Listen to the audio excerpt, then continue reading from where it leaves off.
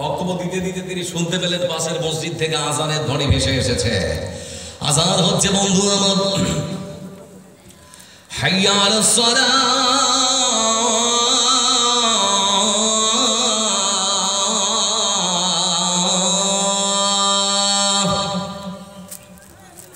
এমনি সময় দেশের স্বরাষ্ট্রমন্ত্রী অমিত শাহকে লক্ষ্য করে দেখলাম তিনি তার নিজের বক্তব্যকে থামিয়ে দিয়েছেন। কিছুক্ষণ নীরবতা অবলম্বন করলেন। তারপরে যখন আজানটা শেষ হলো তারপরে বক্তব্য শুরু করলেন নতুন করে। আমার বন্ধুরা তিনি যে কথাগুলো বলেছিলেন সেটা কর করছি আপনাদের সামনে। তিনি তখন বলতে শুরু করলেন, আজকে ভারতবর্ষের যে সমস্ত মুসলমানেরা মনে করে আমরা তাদের ধর্মকে সম্মান শ্রদ্ধা করে গেলাম, আমি দেশের স্বরাষ্ট্রমন্ত্রী, তারা ভালো করে দেখে নিই তাদের ধর্মের আজান শোনার সঙ্গে সঙ্গে আমি আমার নিজের বক্তব্যকে থামিয়ে দিয়ে প্রমাণ করে দিয়েছি তাদের ধর্মকে, তাদের ধর্মের আজানকে পর্যন্ত আমি সম্মান আর মর্যাদা করি। এটাই তো হওয়া দরকার। আপনি দেশের স্বরাষ্ট্রমন্ত্রী, শুধু হিন্দুদের নয় সবারে। কিন্তু বলতে চাচ্ছি অমিত শাহজি, আজকে শুধুমাত্র আজানকেই নয়, আপনি শুধুমাত্র মুখে বলতে পারেন, কাজে পরিণত করতে পারেন না। তাই তো ভারতবর্ষের বিভিন্ন রাজ্যে বিজেপি শাসিত রাজ্যগুলোতে আমরা লক্ষ্য করে দেখতে পাচ্ছি আজানের সুমধুর কণ্ঠকে গলা টিপে হত্যা করার নাম করে বিধানসভার মধ্যে আইন পাস করা হচ্ছে কেন? এর সদুত্তর আমরা কার কাছে পাবো? এজন্য লক্ষ্য করে দেখুন, আল্লাহ রাব্বুল আলামিন তিনি কোরআন কারীমের আয়াতে সুন্দর করে বলেন, হে রাসূল, আমি আপনাকে সারা পৃথিবীর সমগ্র মানব জাতির জন্য সতর্ককারী সুসংবাদদাতা হিসেবে প্রেরণ করেছি। যেখানে জান্নাতের সুসংবাদ, তারপরে পরে জাহান্নামের ভয় আছে না নেই? যেখানে আবার দেখবেন জাহান্নামের কথা বলা হয়েছে, তারপরে পরে আবার দেখবেন কোরআন কারীমের মধ্যে জান্নাতের সুসংবাদ দেওয়া হয়েছে। মানুষ যেন নিরাশ না হয়ে যায়, মানুষ যেন হতাশ না হয়ে পড়ে সেজন্য আমার বন্ধুরা, বিশ্বনবী সাল্লাল্লাহু আলাইহি ওয়াসাল্লাম তিনি আমার পৃথিবীর মানুষকে বলেছেন জান্নাতে যাওয়ার সহজ পন্থা। আমার উম্মতেরা তোমরা ভালো করে শুনে নাও, ইয়াদখুলুল জান্নাতা বিল উম্মতি ৭০,০০০ বিগাইরি হিসাব, হুমুল্লাযীনা লা ইস্তারকুনা ওয়া লা ইয়াতাতায়্যারুনা ওয়া আলা রাব্বিহিম ইয়াতাওয়াক্কালুন। রাসূলুল্লাহ সাল্লাল্লাহু আলাইহি ওয়াসাল্লাম তিনি আমার পৃথিবীর মানুষকে বলেছেন, শুনে নাও, আমার উম্মতের মধ্য থেকে ৭০,০০০ এমন মানুষ আছে যারা বিনা হিসাবে বিনা বিচারে আল্লাহর জান্নাতে প্রবেশ করবে। কত হাজার? ৭০,০০০। সবাই বলে কত হাজার? ৭০,০০০। এদের কোনো হিসাব হবে না, এদের কোনো বিচারই হবে না। তাহলে এরা কারা? এটা জানা দরকার আছে না নেই? ওরা হচ্ছে ওই সমস্ত মানুষ বন্ধু আমার, রাসূল সাল্লাল্লাহু আলাইহি ওয়াসাল্লাম তিনি বলেছেন, হুমুল্লাযীনা লা ইস্তাকুনা ওয়া লা ইয়াতাতায়্যারুনা ওয়া আলা রাব্বিহিম ইয়াতাওয়াক্কালুন। যারা কোনোদিন কোনো জিনিসকে শুভ লক্ষণ মনে করে না। আমার বন্ধুরা অনেক সময় লক্ষ্য করে দেখবেন একদিকে রথ আরেকদিকে বৃষ্টি, সমাজের মানুষ তখন বলে এখন শিয়ালের বিয়ে লেগেছে। আপনাদের দিকে এরকম আছে না নেই ধারণা? আছে না? আর অনেক সময় দেখবেন যে বৃষ্টি যদি না হয় তাহলে গ্রামের যারা দাদি সমবয়সী বা নারী, ওরা তখন বলবে যে ব্যাঙের বিয়ে দে, তাহলে পরে বৃষ্টি হবে নাকি? আপনাদের দিকে এরকম বলে কেন? যদি না বলে তো ভালো কথা, কিন্তু যদি বলে থাকে তাহলে চরম অন্যায়। আমার বন্ধুরা, বৃষ্টি দেওয়ার ক্ষমতা আছে কার? এজন্য বিশ্বনবী সাল্লাল্লাহু আলাইহি ওয়াসাল্লাম তিনি বলেন, যারা কোনোদিন কোনো জিনিসকে শুভ লক্ষণ মনে করে না, মুসলমান সকালবেলা দোকানটা খুলেছে, প্রথম যে খদ্দের তার দোকানে হাজির হয়েছে বন্ধু আমার, সে বাকিতে কিছু চেয়েছে, তার মনের মধ্যে বিশ্বাস বাকিতে যদি এখন তাকে কিছু দিয়ে দে, সারাদিন আমার দোকানে আর হয়তো খদ্দের আসবে না। অনেক মুসলমান আছে রাস্তা দিয়ে চলে, কাল বিড়ালটা যদি দৌড় দেয় তখন ওখানে দুপাক দিতে হবে, নাহলে সামনে গিয়ে দুর্ঘটনা হতে পারে। এইরকম আকীদা বিশ্বাস যদি কোনো মুসলমানের থাকে তাহলে পরে সে বিনা হিসাবে বিনা বিচারে আল্লাহর জান্নাতে যেতে পারবে না। এজন্য রাসূল সাল্লাল্লাহু আলাইহি ওয়াসাল্লাম তিনি বলেন, হুমুল্লাযীনা লা ইস্তারকুনা ওয়া লা ইয়াতাতায়্যারুনা ওয়া আলা রাব্বিহিম ইয়াতাওয়াক্কালুন।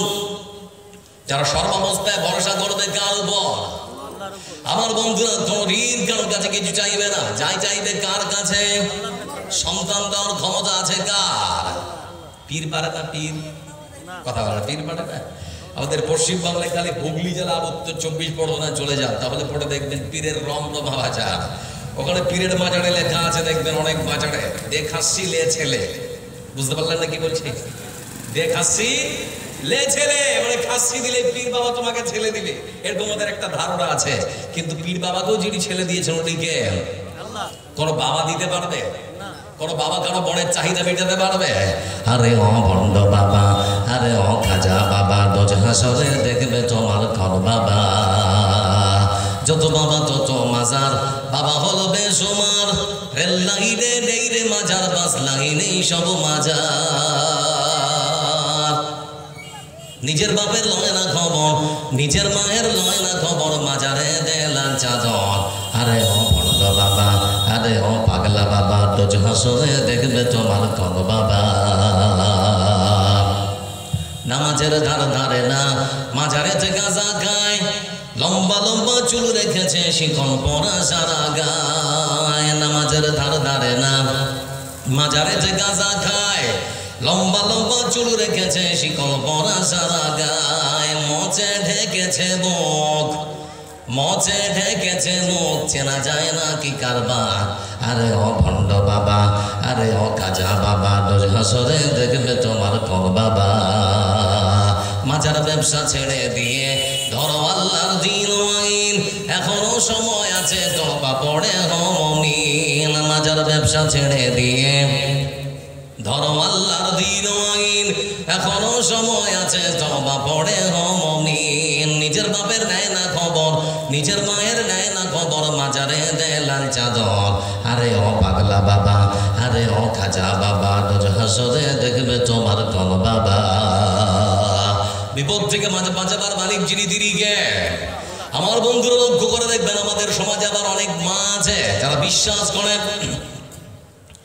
আমরা যখন ছোট ছিলাম বন্ধু আমার, তখন দেখছিলাম গ্রামে অনেক সাপুড়ে সাপ খেলা দেখাতে আসতো। এখন আর আসে আপনাদের দিকে? সাপ খেলা দেখানোর পর বন্ধু আমার, তারা ঝোলার মধ্যে যে তাবিজ আছে, সেই তাবিজ দিয়ে তারা এবার মানুষের কাছে বিক্রি করার জন্য অ্যাডভার্টাইজ। মারে খালারে পুকুরে কার ছেলে বিছানায় পেশাব করে, এই তাবিজটা নিয়ে 20 টাকা 25 টাকা দিয়ে তোমাদেরকে গ্যারান্টি দিয়ে বলছি, তোমাদের ছেলেরা কেউ আর বিছানায় পেশাব করবে না। তো আমাদের মারা খালারা বড় বড় ভাবলো দিয়েই নি, বিছানায় পেশাব করছে, ঠান্ডার সময় এক গাদা করে কাপড় খুঁজতে হচ্ছে, কেমন লাগছে কষ্ট। আমার বন্ধুরা বিশ্বাস করে দিল, তাবিজ পড়িয়ে দিলে পরে আর বিছানায় পেশাব করবে না। সকালবেলা মা এবার বোনের আনন্দে বিছানা তুলছিল বন্ধু। এমন সময় বিছানা তুলতে তুলতে মা দেখতে পেয়েছে বা বুঝতে পারছে বা এটা ভাবছে, আমার ছেলের হাতের মধ্যে কোমরের মধ্যে তাবিজ পেঁচানো আছে, আমার ছেলে বিছানায় আর পেশাব করতে পারে না। কিন্তু বিছানা তুলতে গিয়ে হতবাক, আমার ছেলে প্রতিদিন বিছানায় পেশাব করতো 250, আজকে পুরো 1 কিলো ঢেলেছে। তাবিজের কোনো ক্ষমতা আছে? আছে কি? এজন্য রাসূল সাল্লাল্লাহু আলাইহি ওয়াসাল্লাম তিনি বলেন, হুমুল্লাযীনা লা ইস্তারকুনা ওয়া লা ইয়াতাতায়্যারুনা ওয়া আলা রাব্বিহিম ইয়াতাওয়াক্কালুন।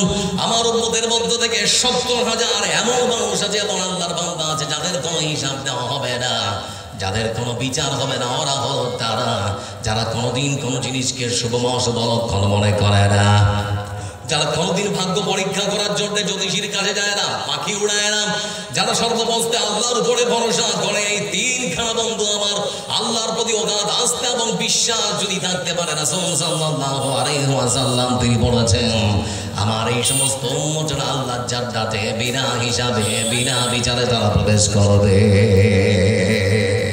লক্ষ্য করে দেখুন, এজন্য আল্লাহ রাব্বুল আলামিন তিনি বলেছেন, হে রাসূল, আমি আপনাকে সারা পৃথিবীর সমগ্র মানব জাতির জন্য সতর্ককারী আর সুসংবাদ দাতা হিসেবে প্রেরণ করেছি। আমার বন্ধুরা ইসলাম শিক্ষা দিয়েছে পৃথিবীর মানুষকে সততা, নম্রতা, ভদ্রতা, মানবতা। ইসলাম পৃথিবীর বুকে কোনোদিন কোন ধর্মকে ঘৃণা করা বা কোনো মানুষকে মারার শিক্ষা দিতে পারে? কথা বলেন, দিতে পারে কি না? এজন্য রাসূল সাল্লাল্লাহু আলাইহি ওয়াসাল্লাম হরিশ্চন্দ্রপুরের গ্রাম পার্শ্ববর্তী সোনাগঞ্জ যে সমস্ত গ্রাম আছে, সেই সমস্ত মানুষদেরকে সম্বোধন করে বলেছেন, শুনে নাও মুসলমান কাকে বলে। রাসূল সাল্লাল্লাহু আলাইহি ওয়াসাল্লাম সুন্দর সমাজ গঠন করার জন্য মুসলমানদেরকে বলছেন, কাকে বলে মুসলমান? শুনে নাও, আল মুসলিম মান সালিমাল মুসলিমুন মিন লিসানিহি ওয়া ইয়াদিহি। হে পৃথিবীর মুসলমান, তোমরা শুনে নাও, মুসলমান তাকে বলা হয় যার হাত আর মুখ থেকে তার প্রতিবেশী কখনো কষ্ট পায় না। আপনার প্রতিবেশী যদি একজন হিন্দু হয়, একজন অমুসলিম হয়, তাহলে রাসূল সাল্লাল্লাহু আলাইহি ওয়াসাল্লাম তিনি বলেছেন আপনার হাত দিয়ে কখনো মারতে পারবেন না, আর আপনার মুখ দিয়ে কখনো গাল বন্ধ করতে পারবেন না। আবার রাসূল আরেক হাদিসের মধ্যে বলেন মাইয়াদ মাল্লি মা বাইনা লিহিয়াইহি ওয়া মা বাইনা রিজলাইহি আযমান লাহুল জান্নাহ। হে মানুষেরা তোমরা শুনে নাও, আমার উম্মতেরা তোমরা শুনে নাও, এই পৃথিবীর বুকে তোমরা যদি দুটো জিনিসের দায়িত্ব নিতে পারো, এক মুখ আর এক লজ্জাস্থান, এই দুটো জিনিসের দায়িত্ব তোমরা যদি নিতে পারো, তাহলে পরে শুনে নাও আমি রাসূল সাল্লাল্লাহু আলাইহি ওয়াসাল্লাম তোমাদের জন্য আল্লাহর জান্নাতের দায়িত্ব নিয়ে নেব। তার মানে এই মুখ দিয়ে গাল দেওয়া যাবে না, এই মুখ দিয়ে কখনো খারাপ ভাষায় গাল দিতে পারবেন না, ইসলাম আপনাকে গাল দিতে নিষেধ করছে। তারপরে পরে বন্ধু আমার রাসূলুল্লাহ সাল্লাল্লাহু আলাইহি ওয়াসাল্লাম এখানে চেপে না থেকে তিনি আরো বলেছেন লাওলা আনা শুক্কা আলা উম্মতি আলাইকা বিসওয়াক। আমার বন্ধুরা, খানাগ্রামের মানুষের আজকে আপনারা শুনেন ইসলাম কত উদার শিক্ষা দেয়, ইসলাম পৃথিবীর বুকে কত সুন্দর শিক্ষা দিয়েছে। রাসূল সাল্লাল্লাহু আলাইহি ওয়াসাল্লাম তিনি বলেন আমি যদি আমার উম্মতের উপরে ভারী না মনে করতাম, কষ্ট যদি মনে না করতাম, তাহলে পরে আমি আমার সমস্ত উম্মতদেরকে হুকুম দিতাম তারা যেন নামাজের আগে তাদের দাঁতগুলোকে সুন্দর করে ব্রাশ করে নেয়, দাঁতগুলো যেন সুন্দর করে মেজে নেয়। এই শিক্ষা বাদ দেওয়া হলো কেন? ইসলামে আবার এর কালচার দেওয়া হচ্ছে কেন? বড় বন্ধু আমার, যারা দাঁত ব্রাশ করে না বা মুখ বাজে না, তাদের মুখ থেকে দুর্গন্ধ আছে না নেই? কথা বলে ডাকতে বিশ্বনবী সাল্লাল্লাহু আলাইহি ওয়াসাল্লাম মসজিদ নববীর মধ্যে তিনি নামাজ শেষ করেছেন, কিছু সাহাবী খালি উসকুস উসকুস করছে। তো আল্লাহ রাব্বুল আলামিন জিজ্ঞেস করছেন আমার সাথীরা কি হয়েছে বলো। একজন সাহাবী তখন বলছেন হে আল্লাহর রাসূল, আমাদের মধ্যে একজন সাহাবী আজকে মসজিদ নববীর মধ্যে কাঁচা পেঁয়াজ খেয়ে এসেছে, কাঁচা রসুন খেয়ে এসেছে, সেজন্য তার নামাজের মধ্যে মুখের দুর্গন্ধে আমাদের নামাজের ডিস্টার্ব হয়ে গেছে। বিশ্বনবী সাল্লাল্লাহু আলাইহি ওয়াসাল্লাম তিনি তখন বললেন ও আমার সাথীরা শুনে নাও, আজ থেকে তোমাদের জন্য মসজিদের মধ্যে নামাজ পড়তে আসার পূর্ব মুহূর্তে কাঁচা পেঁয়াজ আর কাঁচা রসুন খাওয়া একেবারে হারাম ঘোষণা করা হলো। কাঁচা পেঁয়াজ আর কাঁচা রসুনকে তোমরা কেউ আজকে থেকে নামাজ পড়ার জন্য মসজিদে আসবে না। কাঁচা পেঁয়াজ আর রসুন যদি তোমরা ভক্ষণ করো, তাহলে পরে এটা জেনে নাও আগে মুখটা ভালো মতো করে ব্রাশ করবে, তারপরে মসজিদ নামাজ পড়ার জন্য আসবে। ইসলাম কত উদার। প্রথমত বলেছে এই মুখ দিয়ে কাউকে গাল দেওয়া যাবে না, তারপরে আবার বলছে হাত দিয়ে মারা যাবে না, তারপরে আল্লাহ রাসূল বলছেন কেউ যদি হাতের আর মুখের আর লজ্জাস্থানের দায়িত্ব নেয় তাহলে জান্নাত। আবার আল্লাহ রাব্বুল আলামিন রাসূল বলছেন মারা তো দূরের কথা, এই মুখ দিয়েও কাউকে গাল বন্ধ করা যাবে না, এমনকি মুখের দুর্গন্ধ দিয়েও আপনি কাউকে কষ্ট দিতে পারবেন না। এর নাম হচ্ছে ইসলাম। তারপরে ইসলাম এক উদার ধর্মনীতির শিক্ষা দিয়েছে। যারা আজকে ইসলামকে বদনাম করতে যায় তাদেরকে অনুরোধ করতে যাচ্ছি, ভাই আমার আজকে আগে ইসলামকে লেখাপড়া করুন, তারপরে ইসলামকে বদনাম করার চেষ্টা করবেন। লক্ষ্য করে দেখুন বন্ধু আমার, বিশ্বনবী সাল্লাল্লাহু আলাইহি ওয়াসাল্লাম তিনি শিক্ষা দিয়েছেন পৃথিবীর মানুষকে সততা, নম্রতা, ভদ্রতার। এজন্য রাসূল সাল্লাল্লাহু আলাইহি ওয়াসাল্লামের তার চারিত্রিক দিক বন্ধু আমার, ইসলামের সৌন্দর্য দেখে আজকের দুনিয়াতেও হাজারো হাজারো কালেমা পড়া মুসলিমেরা মুসলমান হচ্ছে। এরকম খবরাখবর আপনাদের কানে ভেসে আসে না? আসে না? কথা আসে না? আজকে আপনাদেরকে শোনায় ভারতবর্ষের সব থেকে বড় রাজ্য উত্তরপ্রদেশের বাড়িতে এলাহাবাদে এক তরুণ উদীয়মান যুবক, যার নাম হচ্ছে নারায়ণ সাউ। নারায়ণ সাউ এই ছেলেটা যখন ছোট্ট ছেলে, তার বাল্য বন্ধু একজন মুসলমান যার নাম আব্দুল্লাহ। তার বন্ধুর সঙ্গে প্রাইমারিতে একই সঙ্গে জীবন কাটিয়েছে, প্রাইমারির গণ্ডি পার করে তারা হাই স্কুলের গণ্ডি পার করে তারা এখন কলেজে। বয়স প্রায় 24 থেকে 25 বছরের টকবকে যুবক। হঠাৎ করে আব্দুল্লাহর মা একদিন মারা গেছে, খবর শুনতে পেয়ে আব্দুল্লাহর বাড়িতে ছুটে এসেছে। আসার পরে সান্ত্বনা দিচ্ছে, ভাই কাঁদতে হয় না, ধৈর্য ধারণ করো, ধৈর্য ধারণ করো। যারা এসেছে তারা তো চলে যাবে, আমরা তো পৃথিবীতে কেউ থাকতে আসে রে। নানান রকম বুঝ টুঝ দিচ্ছে। আর এরই মধ্যে তার মনের মধ্যে একটা চিন্তা, ছোট থেকে আজ পর্যন্ত আমার বন্ধু আব্দুল্লাহর বাড়িতে যতদিন এসেছি তার মাকে কোনোদিন চোখে দেখতে পাইনি। মানে আব্দুল্লাহর মা খুবই পরহেজগার, খুবই দিনদার, খুবই আল্লাহওয়ালি, খুবই পর্দাশীনা একজন মহিলা, কোনোদিন দেখতে পাইনি। সেজন্য মনে মনে ভাবছে হয়তো আব্দুল্লাহর মাকে আজকে দেখতে পাবো যখন গোসল করাবে। মনের মধ্যে এই চিন্তা নিয়ে বসে আছে। কিন্তু যখন গোসল করাবার সময় আসলো, আব্দুল্লাহর মাকে একটা চৌকিতে যখন নিয়ে এসেছে, সুন্দর করে চারিদিকে একেবারে পর্দা করে তার মাকে ঢোকানো হলো। সেই চৌকির মধ্যে সুন্দর করে গোসল দিয়ে কাফন পড়ানো হলো। দেখতে পেল না, মনের মধ্যে বিশ্বাস হয়তো আব্দুল্লাহর মাকে যখন জানাজার জন্য খাটে নিয়ে যাবে তখন হয়তো আমি দেখতে পাবো। কিন্তু তারপরও খাটে যখন উঠাচ্ছে, চাদর দিয়ে ঢেকে তার মাকে উঠাও, দেখতে পেল না। এবার সে ভাবছে হয়তো কবরে যখন নামাবে তখন হয়তো আব্দুল্লাহর মাকে দেখতে পাবো, তখন হয়তো আমার বন্ধুর মাকে আমি দেখতে পাবো। কিন্তু তারপরও জানাজার শেষ করে কবরে যখন নামাচ্ছে, সুন্দর করে যত্ন সহকারে নামানোর পর তারপরেও যখন দেখতে পেল না, তখন মনে মনে ভাবছে আমার আর দেখার সৌভাগ্য হয়তো হলো না। এরই নাম ইসলাম, যে একটা মরা মানুষকে পর্দার সঙ্গে কত সুন্দর করে কবরে নামানো হলো, কত তার সম্মান, কত তার মর্যাদা দিয়ে তাকে কবরের মধ্যে রেখে তারা দোয়া পড়ে তারপর সেখান থেকে বিদায় নিল। এরই মধ্যে 2 বছর কেটেছে। তারপরে পরে নারায়ণ সাউ তার মা মৃত্যুবরণ করলো। ঠিক অনুরূপ আমার বাল্যবন্ধু আব্দুল্লাহ আমার বাড়িতে এসেছে।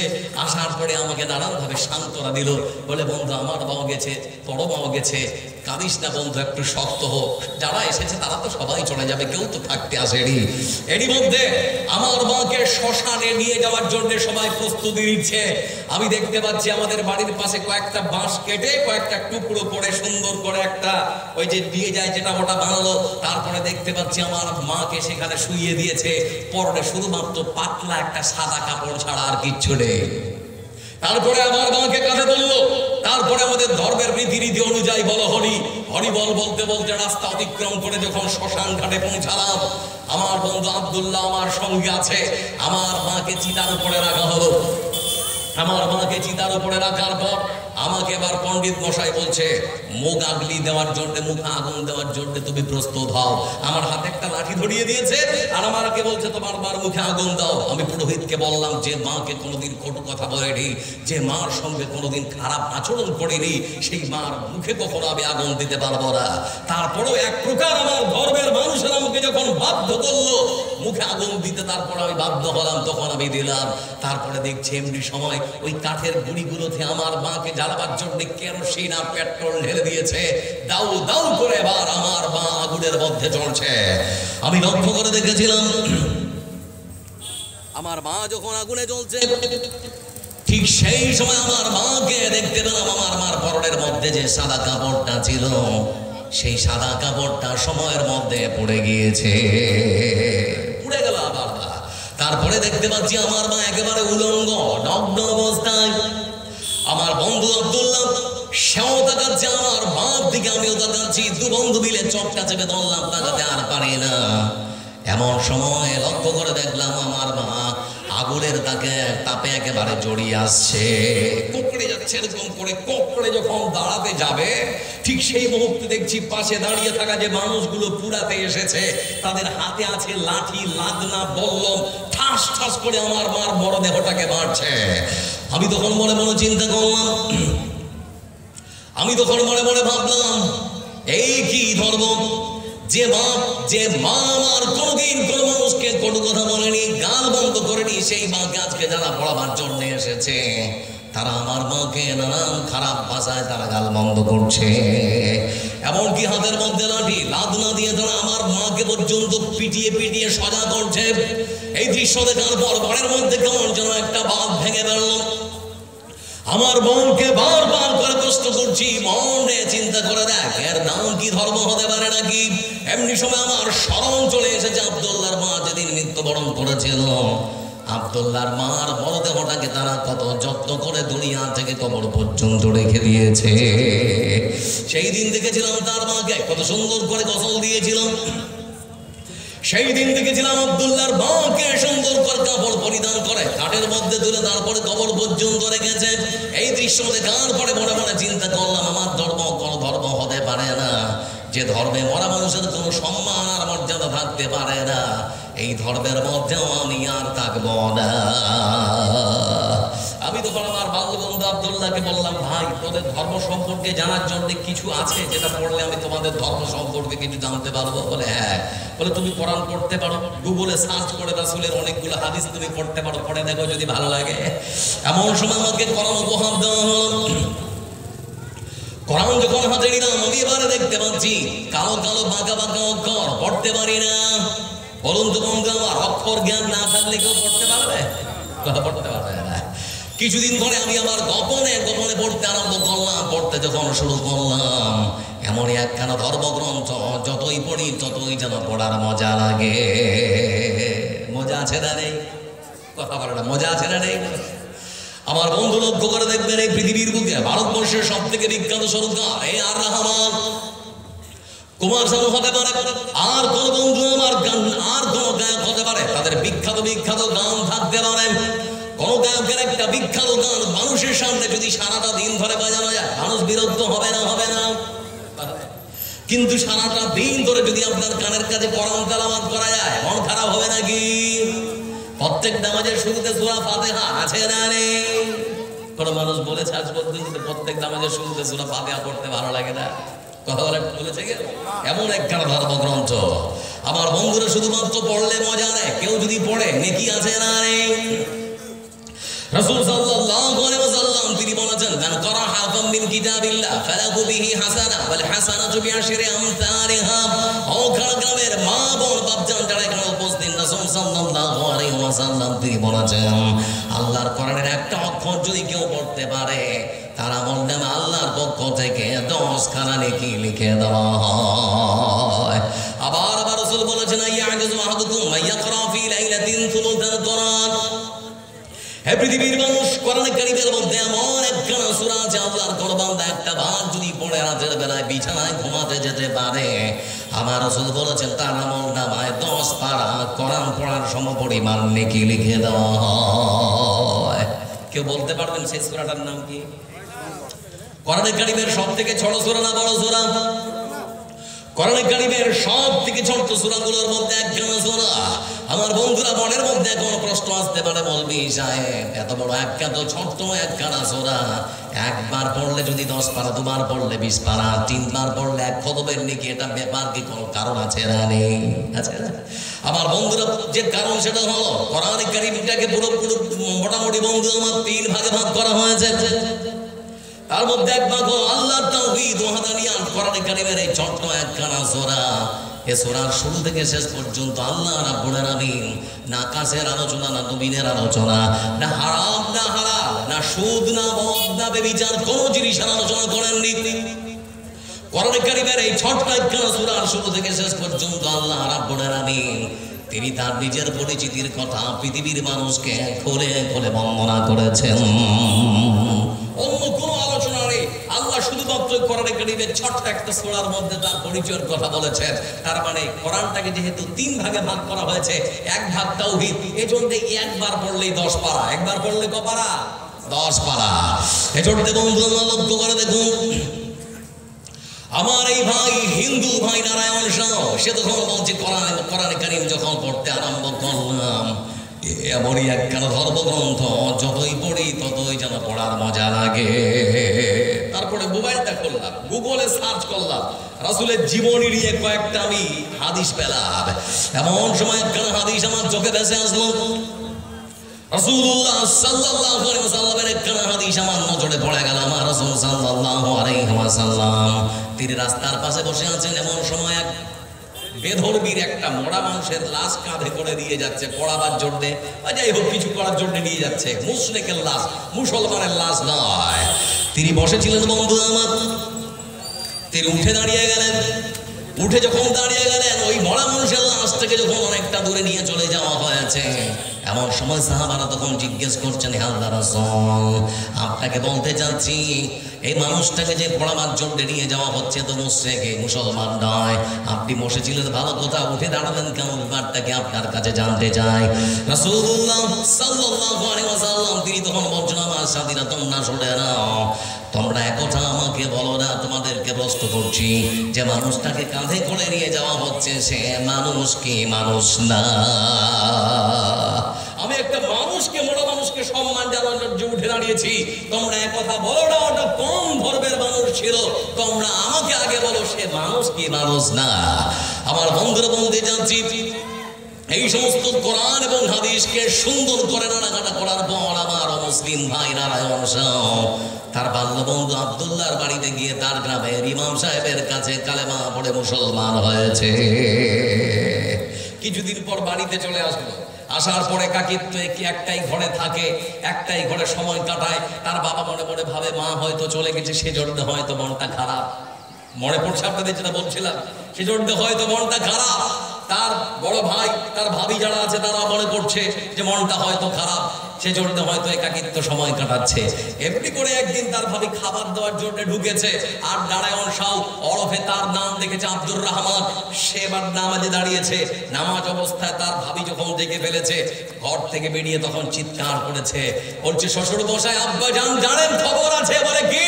বলে আপনার ছেলে আপনার ধর্ম আমাদের এই ধর্ম ত্যাগ করে কালেমা পড়ে মুসলমান হয়েছে। সে মুসলমান হয়েছে, এখন সে নামাজে দাঁড়িয়ে আছে। সবাই ঘরে এসে দেখছে সত্যি তো সে নামাজে দাঁড়িয়ে আছে। বেদন তাকে মারতে শুরু করা হলো, মারতে মারতে মারতে মারতে ঘরে বারান্দা থেকে আঙিরায় ফেলে দেওয়া হলো। অচেতন অবস্থায় পড়ে আছে নারায়ণ শাহ ওরফে আব্দুর রহমান, নবমুসলিম একজন মানুষ। আমার বন্ধুরা, ঠিক সেই সময় তার বাবা তখন বলছে সকাল যখন হবে ভোরবেলা আমাদের মন্দিরে নিয়ে গিয়ে একে বলি দিব, একে আর বাঁচিয়ে রাখবো না। এরকম ছেলে থাকার থেকে না থাকাই ভালো। শেষ পর্যন্ত তখন সন্ধ্যা হয়ে গেল। তার বাবা বলছে একটু পাহারা দিয়ে রাখ। তোর বড় ভাই বলছে পাহারা দিয়ে কি হবে আব্বা? এ যেভাবে অচেতন হয়ে পড়ে আছে উঠে পালাতে পারবে না মনে হয়, থাক এরকম করে পড়ে। এমনি সময় তার বাবা বলছে না কিছু একটা করতে হবে। তার বাবা তখন বলছে আমাদের যে বাড়ির পাশে ওই যে পতিত পড়ে আছে যে কুয়াটা, যে কুয়াটাতে জল নেই, ওই কুয়াটাতে ফেলে দে, তারপরে দেখা যাবে। তো কুয়াটাতে ফেলে দিয়েছে। নবমুসলিম আব্দুর রহমান ওরফে নারায়ণ শাহ কুয়ার মধ্যে যখন পড়ে গেল, কিছুক্ষণ পর যখন হুঁশ এসেছে, তার বিবৃতির সেই লোকটা বলছেন যে আমি তখন হাত চাটতে শুরু করলাম, আমি আছি কোথায়? হাত দিয়ে দেখছি চারিদিকে কুয়ার মতন। তখন বুঝতে পারলাম আমাদের পরিত্যক্ত যে কুয়া, সেই কুয়াতে আমাকে ফেলে রেখেছে। আমি তখন ওই কুয়া থেকে ওঠার জোরতে যখন আমি হাত বাড়ালাম, দেখতে পেলাম কুয়ার মুখে আমাদের গোশের যে রান্না হয়, যে হাঁড়ি কড়াই চাপানো আছে, উঠাতে পারলাম না। রাত গভীর, আমি তখন মৃত্যুর জন্য প্রহর গুনছি। অনেকটা রাত্রে তখন দেখছি কে যেন ওই কড়াইটা সরাচ্ছে। আমাকে তখন ফিস ফিস করে আমার ছোট্ট ভাই কার্তিক শাহ বলছে, দাদা দাদা উঠে আয়, দাদা উঠে আয়। হাতটা বাড়িয়ে দিয়েছে, আমি তাকে হাতটা দিলাম। হাতটা ধরে টেনে আমার ছোট্ট ভাই কার্তিক শাহ আমাকে উপরে তুললো। তোলার পর আমাকে তখন বলছে, দাদা যতদূর তোর চোখ যায় সে ততদূর চলে যা, নাহলে তোর এই বাড়ির মানুষেরা তোকে আর বাঁচিয়ে রাখবে না। আমার বাবা সিদ্ধান্ত নিয়েছে সকাল হলে মন্দিরে তোকে বলি দেবে, সকাল হলে তোকে মন্দিরে বলি দেবে, দাদা তুই চলে যা। ঠিক সেই সময় আমি নারায়ণ শাহ, আমি তখন আমার বাল্যবন্ধু আব্দুল্লাহর ভাই পড়ে এলাহাবাদের শেষ প্রান্তে এক মাদ্রাসায়, সেই মাদ্রাসায় রাতে রাতে আমি হাঁটতে শুরু করলাম। হাঁটতে হাঁটতে হাঁটতে হাঁটতে পাশে রাস্তা ধরে গাড়ি করে তখন আমি চলে গেলাম সেই মাদ্রাসায়। গিয়ে সেখানকার হুজুরদেরকে সমস্ত বিবরণ বললাম। তারা আমাকে থাকার জায়গা দিল। আমার বাবা, আমার মা, আমার ভাই, তারা মনে করেছে হয়তো আপদ বিদায় হয়েছে। খোঁজার কোনো প্রয়োজন মনে করেনি। এমনি করে কেটে গেল প্রায় 4 থেকে 4.5 বছর। আমার বাল্যবন্ধু আব্দুল্লাহর সঙ্গে মাঝে মাঝেই আমার কথা হয়। একদিন আমাকে বলছে, বন্ধু তোমার বাবা খুবই অসুস্থ, মনে হয় আর বাঁচবে না। আমার বাবার অসুস্থতার কথা শুনে মুখ ভর্তি দাড়ি, মাথার মধ্যে পাঞ্জাবি, মাথায় টুপি পরতে পাঞ্জাবিরই আমি ছুটে আসলাম বাড়িতে। আসার পরে সন্ধ্যাবেলা যখন দেখছি আমার বাবার ঘরে ঢুকলাম, সত্যি আমার বাবা বিছানায় পড়ে আছে, পায়খানা পেশাব করে একেবারে ছিচি ঘিনঘিন করে দিয়েছে। আমি আমার ভাবি আর ভাবিদের ঘরে ঢুকছি, তারা সবাই টিভিতে বলতো, সিরিয়ালে বলতো। আমি তাদেরকে গিয়ে বললাম, বাবা অসুস্থ অবস্থায় বিছানায় পড়ে আছে, তোমরা কিছু দেখছো না? আমার মুখ ভর্তি দাড়ি দেখে, মাথায় টুপি আর পরনে পাঞ্জাবি দেখে কেউ চিনতে পারল না। আমি তখন নিজের পরিচয় দিয়ে বললাম, আমি হচ্ছে নারায়ণ শাহ ওরফে আব্দুর রহমান। তোমরা বাবার চিকিৎসা করছো না কেন? ওরা তখন সবাই বললো, বাবা তো বয়স হয়ে গেছে, কটা দিন আর বাঁচবে, কটা দিন আর বাঁচবে, টাকা নষ্ট করে করবো কি? আমি তখন আমার বাবাকে বীজ হাতে পায়খানা পেশাব পরিষ্কার করে বিছানাটা পাল্টে দিলাম। তারপরে চিকিৎসার জন্য আমি আমার বাল্যবন্ধু আব্দুল্লাহর সহযোগিতায় হাসপাতাল নিয়ে গেলাম। কিছুটা সুস্থ হওয়ার পর বাবাকে বাড়ি নিয়ে আসলাম। বাবা এবার একটু করে কথা বলতে পারছে, চোখটা খুলে, মুখ ভর্তি দাড়ি, মাথায় টুপি, পরনে পাঞ্জাবি দেখার পর আমার বাবা আমাকে জিজ্ঞেস করছে, বাবা তুমি কে? আমি তখন বললাম, আমি তোমার ছেলে নারায়ণ শাহ, আমি যে কালেমা পড়ে মুসলমান হয়েছিলাম, আমি তোমার সেবা করার জন্য এসেছি। বলে তুমি এসেছো কেন? বলে আমার কোরআন শিক্ষা দিয়েছে, আমার রাসূল বলেছেন, ওয়াকাদা রাব্বুকা আল্লা তা'বুদু ইল্লা ইয়্যাহু ওয়া বিল ওয়ালিদাইনি ইহসানা। আল্লাহর পরে পরে বাবা মার সেবা যত্ন করতে হয়। আমি যখন শুনলাম তুমি অসুস্থ, সেজন্য থাকতে পারিনি বাবা, তোমার সেবা যত্ন করার জন্য এসেছি। বাবা তখন তার ছেলেকে আঁকড়ে ধরে বলছে, বেটা তোর কাছে একটা কথা জানতে চাই। বলে কি? বলে তুমি কালেমা পড়ে মুসলমান হলে কেন? বলে বাবা যদি শুনতে চাও তাহলে পরে তোমাকে বলাই। আমার বাল্যবন্ধু আব্দুল্লাহর মা যখন মারা গিয়েছিল, আমি তখন দেখেছিলাম আব্দুল্লাহর মাকে কত যত্ন করে কাপড় পরিয়ে গোসল করিয়ে কবরে রেখে সবাই দোয়া করে তারপর ফিরেছে।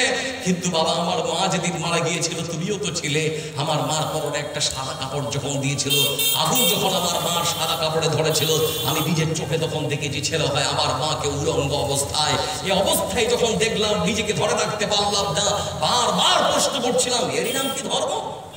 এটাই কি ধর্ম? ঠিক সেই মুহূর্তে আমি দেখলাম আগুনের রেলিহান শিখা যখন আমার মার শরীরটাকে পুড়াচ্ছে, আমার মা কোকড়ে মনে হচ্ছে যেন দাঁড়াবে। তারপর দাঁড়িয়ে থাকা লোকগুলো লাঠি আর লাভ না দিয়ে ঠাস ঠাস করে যখন মারছিল, আমার বুকে তখন আঘাত লাগছিল। আর আমি মনকে তখন প্রশ্ন করছিলাম, আমার মা তো কাউকে কোনোদিন গাল দেয়নি, আমার মা তো কোনোদিন কাউকে লাঠি দিয়ে আঘাত করেনি। যে মানুষটা বেঁচে থাকতে কোনোদিন কাউকে গাল বন্ধ করলো না, আজকে মরা মানুষ থেকে সবাই লাঠি দিয়ে মারছে কেন? তখনই সিদ্ধান্ত নিলাম যে এই ধর্মের মধ্যে আর নয়, কালেমা পড়ে মুসলমান হব। তার বাবা তখন তাকে জাপটে ধরে বলছে, বেটা এই যদি হয় সুন্দর ধর্ম, তাহলে আমিও আর বাড়িতে থাকতে চাই না। যে ছেলেরা আমার সবকিছু ভঙ্গফল করবে অথচ আমার সেবা করবে না, এই ধর্মে আমি আর নই। তুমি যেখানে গিয়ে কালেমা পড়ে মুসলমান হয়েছো সেই ধর্মের মধ্যে আমাকে উড়িয়ে যাও, আমিও পড়ে দিতে চাই আশহাদু আল্লা ইলাহা ইল্লাল্লাহ ওয়া আশহাদু আন্না মুহাম্মাদার রাসূলুল্লাহ। এ হচ্ছে ইসলামের সৌন্দর্য। পারবেন ঠেকাতে? সম্ভব নয়। এজন্য বলতে যাচ্ছি বন্ধু আমার, ইসলাম পৃথিবীর বুকে মানুষকে শিক্ষা দিয়েছে সততার, নম্রতার, ভদ্রতার, মানুষের সেবা করার। ইসলাম কখনো কোন ধর্মের প্রতি আঘাত করার বা ঘৃণা করার শিক্ষা দিতে পারে পারে না। এজন্য বিশ্বনবী সাল্লাল্লাহু আলাইহি ওয়াসাল্লাম বন্ধু আমার, তিনি মেরাজ করেছেন।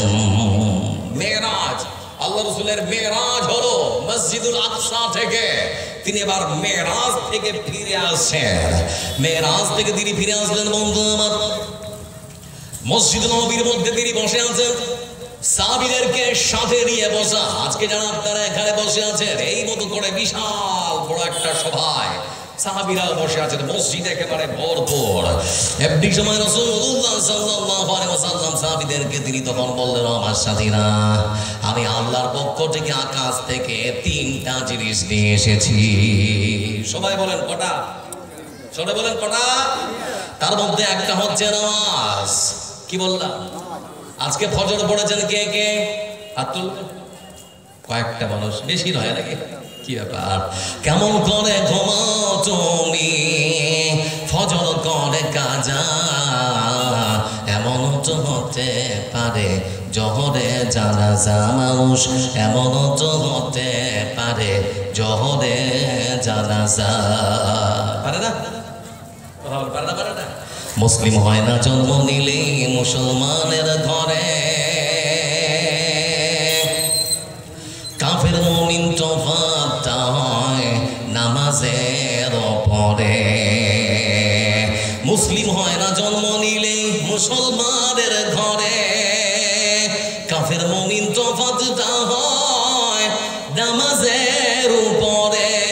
এই জীবনে নামাজ যেন, এই জীবনে সালাত যেন হয় না কবু কাজা,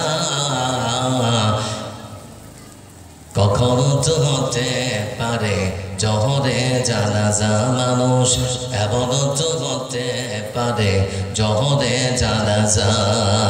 বেনামাজির লাশ কবরেতে রাখিবে যখন, মাটির চাপে পাঁজরের হাড় ভাঙবে রে তখন। বেনামাজির লাশ কবরেতে রাখিবে যখন, মাটির চাপে পাঁজরের হাড় ভাঙবে রে যখন। নামাজ বিনে পর পারে, নামাজ বিনে পর পারে, পাবে না তো যাজা, এমন তো হতে পারে জহরে জানাজা মানুষ, এমন তো হতে পারে জহদে জানাজা। সবাই বলি নামাজ পড়বো ইনশাআল্লাহ, জোরে বলি ইনশাআল্লাহ। আল্লাহ আপনাদের কবুল করুন, আমরা বলি আমিন। বিশ্বনবী সাল্লাল্লাহু আলাইহি ওয়াসাল্লাম তিনি মসজিদে নববীতে বসা, এমন সময় তিনি সাহাবীদেরকে লক্ষ্য করে তিনি বললেন, আমার সাথীরা তোমরা শুনে নাও, আল্লাহর পক্ষ থেকে যে তিনখানা জিনিস দিয়ে এসেছি তার মধ্যে একটা হচ্ছে নামাজ। আমার আল্লাহ আদেশ করেছেন দিন রাত 24 ঘন্টায় 5 বার মসজিদে হাজিরা দিতে হবে। আমার বন্ধুদের জন্য বিশ্বনবী সাল্লাল্লাহু আলাইহি ওয়াসাল্লাম তিনি বললেন, মুয়াজ্জিনের প্রয়োজন আছে। নামাজের আগে আযান দেওয়া হয় না? রাসূলুল্লাহ সাল্লাল্লাহু আলাইহি ওয়াসাল্লাম তিনি এবারে বলছেন, আমার সাথীরা মুয়াজ্জিনের প্রয়োজন। কে হবে মুয়াজ্জিন? বন্ধু আমার, সেই দিন রাসূল সাল্লাল্লাহু আলাইহি ওয়াসাল্লাম না জানি কার নাম ঘোষণা করবেন। সেজন্য আমার রাসূলের মুখের দিকে সবাই চেয়ে আছে, সবাই তাকিয়ে আছে।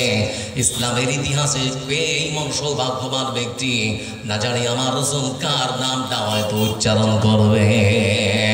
অসংখ্য মানুষের মধ্যে বন্ধু আমার, সেই দিন আমার রাসূল সাল্লাল্লাহু আলাইহি ওয়াসাল্লাম ইসলামের ইতিহাসে প্রথম যে মুয়াজ্জিন হিসেবে যে মানুষটাকে বেছে নিয়েছিলেন, সে মানুষের শরীরের রংটা ছিল কালো না ফর্সা? কি নাম? আমার বন্ধুরা, বংশীয় মর্যাদা ছিল না, টাকা ছিল না, পয়সাও ছিল না, কিন্তু অন্তরে আল্লাহর ভয় ছিল না। এজন্য বেলাল রাদিয়াল্লাহু তাআলা ইসলামের ইতিহাসে প্রথম মুয়াজ্জিন হিসেবে বেছে নিয়েছেন বিশ্বনবী সাল্লাল্লাহু আলাইহি ওয়াসাল্লাম। ভারতবর্ষ সহ সারা পৃথিবীর বুকে অসংখ্য মন্দির আছে, মন্দির শব্দ ব্যবহার করলাম। অসংখ্য মন্দিরের পুরোহিত যারা হয় তারা হয় ব্রাহ্মণ। এমন মন্দির আছে বন্ধু আমার, এমন মন্দির ভারতবর্ষের মাটিতে আছে যে মন্দিরের মধ্যে পিছিয়ে পড়া নিম্ন বর্ণের হিন্দুরা পূজা পর্যন্ত দিতে পারে না। আছে না? এখন আপনাকে বলি, খাড়া গ্রামের সব থেকে যেটা বড় জামে মসজিদ, আপনাদের এই গ্রামের সব থেকে যেটা বড় জামে মসজিদ প্রথম কাতারে। আমার বন্ধুরা, ইমামের পেছনে যদি আপনার গ্রামের খেটে খাওয়া রিক্সাওয়ালা, ঠেলাওয়ালা, ভ্যানওয়ালা মানুষটা, কিংবা যে ভিক্ষা করে সেই ভিখারি মানুষটা যদি ইমামের পেছনে গিয়ে নামাজে দাঁড়ায়, দাঁড়াতে পারবে না? আপনারা কেউ নিষেধ করবে? কারো ক্ষমতা আছে? আমার বন্ধুরা, একটা রাজার কাছে যদি একটা ভিখারি দাঁড়িয়ে যায়, রাজা কি তাকে বলতে পারবে নাকি আমি রাজা, তুই ভিখারি আমার কাছে দাঁড়ালি কেন? বলা যাবে? ইসলাম সব ভেঙে চোরমার করে দিয়েছে, কারো কোনো ক্ষমতা নেই। আমার বন্ধুরা, এর নাম হচ্ছে ইসলাম। হেজরটা আপনার গ্রামের সব থেকে খেটে খাওয়া রিক্সাওয়ালার ছেলেটা শুধুমাত্র বন্ধু আমার মসজিদের মধ্যে প্রথম কাতারে নামাজ পড়া হয়। সে যদি ভালো আলেম হতে পারে, ভালো যদি মওলানা হতে পারে, হাফেজ হতে পারে, আপনার গ্রামের সব থেকে বড় মসজিদের ইমামতির দায়িত্ব সে পালন করতে পারে না? এর নাম হচ্ছে ইসলাম। ছোট্ট বিশ্বনবী সাল্লাল্লাহু আলাইহি ওয়াসাল্লাম পৃথিবীর ইতিহাসে প্রথম যে মানুষটাকে বন্ধু আমার মুয়াজ্জিন হিসেবে বেছে নিয়েছেন, নেই তার কোনো বংশীয় মর্যাদা, নেই কোনো টাকা, নেই কোনো পয়সা, না আছে দিনার, না আছে দিরহাম, কিছুই নেই। এজন্য রাসূল সাল্লাল্লাহু আলাইহি ওয়াসাল্লাম হাদিসের পরিভাষায় তিনি বলেন, ইন্নাল্লাহা লা ইয়ানজুরু ইলা সুওয়ারিকুম ওয়া আমওয়ালিকুম ওয়ালাকিন ইয়ানজুরু ইলা কুলুবিকুম ওয়া আমালিকুম। এখানে গ্রামের মানুষরা তোমরা শুনে নাও, হাসরের ময়দানে সেই দিন আল্লাহ রাব্বুল আলামিন কোনো মানুষের চেহারা দেখবেন না, কালো না ফর্সা, ধন দেখবেন না কত ধনী ছিলেন। আমার বন্ধুরা, টাকা দেখা হবে না, শরীরের রং দেখা হবে না, লম্বা না খাটো কিছুই দেখা হবে না। হাসরের ময়দানে মানুষের যেটা দেখা হবে সেটা হলো অন্তর। এই অন্তরের মধ্যে আল্লাহর ভয় কতটুকুই ছিল। বেলাল রাদিয়াল্লাহু তাআলা বন্ধু আমার একজন কালো স্বীকৃত দাস হওয়ার পরও অন্তরে আল্লাহর ভয়, সেজন্য তার সম্মান, তার মর্যাদা কমেছে না বেড়েছে? কথা বলেন। এই সেই বেলাল রাদিয়াল্লাহু তাআলা কোন একদিন রাসূলুল্লাহ সাল্লাল্লাহু আলাইহি ওয়াসাল্লাম বেলালকে ডেকে বলেছেন, বেলাল বলো তো তুমি এমন কোন আমল করো, আজকে যখন আমি স্বপ্ন যুগে জান্নাতের মধ্যে গিয়েছিলাম, আমি তখন আমার নিজের কানে তোমার হেঁটে যাওয়ার জুতোর আওয়াজ শুনতে পেয়েছি। বলো তো বেলাল তুমি কি এমন আমল করো? বেলাল তখন বলতে শুরু করেছে, আল্লাহ রাসূল, আমি তো একজন হাফসি কৃতদাস মানুষ, সেরকম তো ভালো কোনো আমল করতে পারে না, তবে আমার জানা মতে আমি যে কাজ করি বা যে আমল টুকুনি করতে পেরেছি, আল্লাহ রাসূল আমার মনে পড়েছে আমি যখন আল্লাহর ঘর মসজিদের মধ্যে যখনই প্রবেশ করেছি, মসজিদের যেটা হক 2 রাকাত সালাত আদায় করতে হবে, তাহিয়াতুল 2 রাকাত পড়েছি। আর আমি যখনই অপবিত্র হয়েছি, অজু অবস্থায় থাকার চেষ্টা করি, অজুটা যখনই আমার ভেঙে গিয়েছে, ততক্ষণ অজু করে আমি আমার শরীরকে পবিত্র করেছি। এছাড়া আমার আর কোনো ভালো আমল মনে তো পড়ে না। রাসূলুল্লাহ সাল্লাল্লাহু আলাইহি ওয়াসাল্লাম তিনি তখন বললেন, বেনা, তোমার কাছে হতে পারে এটা সামান্য, তোমার কাছে হতে পারে এটা অল্প, কিন্তু মহান সত্য আল্লাহ রাব্বুল আলামিন তোমার এই ছোট্ট আমলখানা এত সুন্দর করে কবুল করেছেন, গ্রহণ করেছেন, যে আল্লাহ রাব্বুল আলামিন তোমার মতো একটা কালো মানুষকে জান্নাতের মধ্যে আমার আগে আগে হাঁটার সুযোগ করে দিয়েছেন। সুবহানাল্লাহ। ভাবতে পারেন একটা কালো মানুষকে ইসলাম সম্মান দিয়েছে, এজন্য সুন্দর সমাজ গঠন করবেন কি করে? আপনার ধন আছে, আপনি গরিব মানুষটাকে কেউ ধৈর্য করতে পারবেন না। আমার বন্ধুরা, ইসলাম শুধুমাত্র একটা কালো মানুষকে আন। ইসলামের ইতিহাসে দ্বিতীয় যে মানুষটা বন্ধু আমার মুয়াজ্জিন হওয়ার সুযোগ পেয়েছেন, তার নাম হলো আব্দুল্লাহ ইবনে উম্মে মাকতুম রাদিয়াল্লাহু তাআলা আনহু। 2 চোখেই দেখতে পান না, একজন অন্ধ মানুষ, তার মানে ইসলাম মূল্যায়ন করে বন্ধু আমার একটা কালো মানুষকে, ইসলাম মূল্যায়ন করে অন্ধ মানুষকে। এজন্য ইসলাম পৃথিবীর বুকে কোনো মানুষকে কখনো অসম্মান করার শিক্ষা দিতে পারে না। আমাদের পশ্চিম বাংলার যিনি বর্তমান পশ্চিম বাংলার যিনি এখন বিরোধী দলনেতা, নাম কি? শুভেন্দু অধিকারী। সর্বক্ষণকার হিন্দু মুসলমান, শশাঙ্ক বড়স্থান, ভারত আর পাকিস্তান, নাকি এই চলছে, অন্য কিছু আপনারা শুনতে পাবেন না। আশ্চর্য একখানা বিরোধী দলনেতা পেয়েছি বন্ধু আবার। তিনি সরকারের আনিত প্রকল্পের বিরোধিতা করেন, এটা আমরা সবাই চাই, কিন্তু সবসময় হিন্দু মুসলমান নিয়ে ব্যস্ত। এই সেই মানুষটা সর্বক্ষণ মিডিয়া যখনই পায়, সাংবাদিক যখনই পায় বন্ধু আমার লক্ষ্য করে দেখেছি, এই মানুষটা শুধুমাত্র বলতে শুরু করে হিন্দু মহা বিপদে আছে, হিন্দু বিপদে, হিন্দু ক্ষেত্রে। বলতে চাচ্ছি ভাই শুভেন্দু, এ ভারতবর্ষের প্রধানমন্ত্রী তোমার, স্বরাষ্ট্রমন্ত্রী তোমার, প্রতিরক্ষা মন্ত্রী তোমার, ভারতবর্ষের 23টা থেকে 24টা রাজ্যের মুখ্যমন্ত্রী তোমার, তারপরেও হিন্দু বিপদে কেমন করে বিশ্বাস করা যায়? ধর্মের চশমাটা চোখ থেকে খুলে বের করে দাও, তাহলে পরে বুঝবে ভারতবর্ষের মাটিতে না হিন্দু বিপদে, না মুসলমান বিপদে। যা চলছে ভারতবর্ষের মাটিতে, মনে হচ্ছে আমার দেশটাই এখন বিপদে, মনে হচ্ছে আমার দেশটাই এখন বিপদে। এজন্য যারা বসে আছেন, হিংসা বিদ্বেষ না, আমরা সবাই মিলেমিশে থাকার প্রতিজ্ঞা করে সুন্দর সমাজ গঠন করবো ইনশাআল্লাহ। তাই তো বন্ধু আমার, যে মানুষটা সর্বক্ষণ ধরে বন্ধু আমার হিন্দু মুসলমান করার চেষ্টা করে, এখন তাকে বলি, ও ভাই শুভেন্দু, খবর কি আছে? বলে কিসের? বলে শিয়ালদা থেকে পাকুড়গামী একটা যে ট্রেন, মানে ওটা ধরে নিন লোকাল ট্রেন, ওই ট্রেনের মধ্যে এক ব্যক্তি যার নাম হচ্ছে মনোজ কর্মকার, তার স্ত্রী যার নাম হলো শান্তা কর্মকার, স্বামী আর স্ত্রী দুজনে উঠেছে। ওরা প্লাস্টিকের বোতল কোড়ায়, ও প্লাস্টিকের বোতল কুড়িয়ে ওরা বিক্রি করে, যা পায় ওতেই তাদের সংসার চলে। ওরা খুব গরিব, ওরা খুব হতদরিদ্র, ওরা খেটে খাওয়া মানুষ, ওরা নিম্ন বর্ণের, ওরা নিম্ন বর্ণের। এজন্য আমি লক্ষ্য করলাম, স্বামী আর স্ত্রী শিয়ালদা স্টেশনে যখন উঠলো, ট্রেনটা যখন দ্রুত গতিতে চলতে আরম্ভ করেছে, একটি সময় তারা বর্ধমান পার করে আবার বোলপুর শান্তিনিকেতনে পৌঁছে গেছে। এমন সময় তার স্ত্রী শরীরটা খুব খারাপ, স্বামীকে বলছে, স্বামী জান মনে হয় আমি আর বাঁচবো না। কি হলো রে? বলে মাথা ঘুরছে, বুকটা ধড়পড় ধড়পড় করছে। তার স্বামী বন্ধু আমার মনোজ কর্মকার তার স্ত্রী শান্তি কর্মকারকে ট্রেন থেকে নামানোর জন্য ট্রেনের বগিতে অসংখ্য হিন্দু যারা উপস্থিত ছিল সকলকেই বললাম, আমার স্ত্রীকে নিয়ে আমি একাই ট্রেন থেকে নামাতে পারবো না, সবাই মিলে আমাকে একটু তোমরা সহযোগিতা করো। এতগুলো হিন্দু তারা ট্রেন থেকে একে একে নেমে গেল, কেউ হাত লাগালো না, কাপড়ে ময়লা লেগে আছে সেজন্য নাকি, বুঝতে পারি না তারা নিম্ন বর্ণের নিচু জাতের সেই জন্য নাকি। অনেক কষ্ট করে মনোজ কর্মকার তার স্ত্রী শান্তা কর্মকারকে যখন ট্রেন থেকে নামিয়েছে বোলপুর শান্তিনিকেতন স্টেশনে, ভিডিওটা দেখতে পারো, মোবাইলের মধ্যে আছে। একটা ওই আপনার ওই ইটগুলো সুন্দর করে সাজানো আছে, আর ওখানে তার স্ত্রীকে নিয়ে বসে আছে। এমনি সময় চিৎকার করে বলছে, ও হিন্দু ভাইরা আমার, আমি আমার স্ত্রীকে নিয়ে বিপদে পড়েছি, আজকে তোমরা একটু সহযোগিতা করো। পাশে যে হাসপাতাল, সে হাসপাতালে আমাকে একটু নিয়ে যাওয়ার জন্য সাহায্য করো, সহযোগিতা করো। বোলপুর শান্তিনিকেতন স্টেশনে হাজার হাজার হিন্দু আমার বন্ধুরা উঠে চলে যায়, হাজার হাজার হিন্দু তারা হেঁটে চলে যায় যে যার মতো করে বাড়ি, কেউ সাহায্যের হাত বাড়ালো না। কিছুক্ষণের মধ্যে তার স্ত্রী শরীর থেকে রুটা বেরিয়ে গেল, এখন মরদেহটা পড়ে আছে। মনটা খুব খারাপ, স্ত্রী মারা গেল, হঠাৎ করে স্ট্রোক করে মারা গেছে। আমার বন্ধু তার স্ত্রীর মরদেহটা দিয়ে প্রায় 2 থেকে 2.5 ঘন্টা ধরে সেখানে বসে থাকলো। হাজার হাজার হিন্দু তারা প্ল্যাটফর্মে হাঁটা চলা করলো, যে যার মতো করে বাড়ি চলে গেল। এমন কোন হিন্দু এসে এগিয়ে তার স্ত্রীকে হাত লাগিয়ে বাড়ি যাওয়ার কোনো সহযোগিতা করলো না। এখন বলুন শুভেন্দুকে ডেকে যে বিরোধী দলের আপনি কি করছেন? হিন্দু কিছু একটা করুন, শুধুমাত্র এখানেই শেষ নয়। এজন্য আপনাদের সামনে হাত পড়েছিলাম, আমার রাসূল কেমন নেতা, তিনি ছিলেন বিশ্ব নেতা। এজন্যই তিনি বললেন সংখ্যালঘু যদি হিন্দু হয়, তোমরা যদি তাদের উপর অত্যাচার করো, হাসরের ময়দানে আল্লাহর আদালতে তাদের পক্ষে কথা বলবো, আর মুসলমান তোদের বিপক্ষে কথা বললে হচ্ছে আমার নেতা, হচ্ছে আমার নেতা। আমার ইসলাম আমাকে শিক্ষা দিয়েছে অন্যের ধর্মের মানুষকে পর্যন্ত সম্মান করতে হয়। তাই তো আরেকটা দেখায়, আমাদের পার্শ্ববর্তী রাজ্য বিহার, বিহারের পাটনা জেলার সদরে বিশাল বড় একটা মন্দির।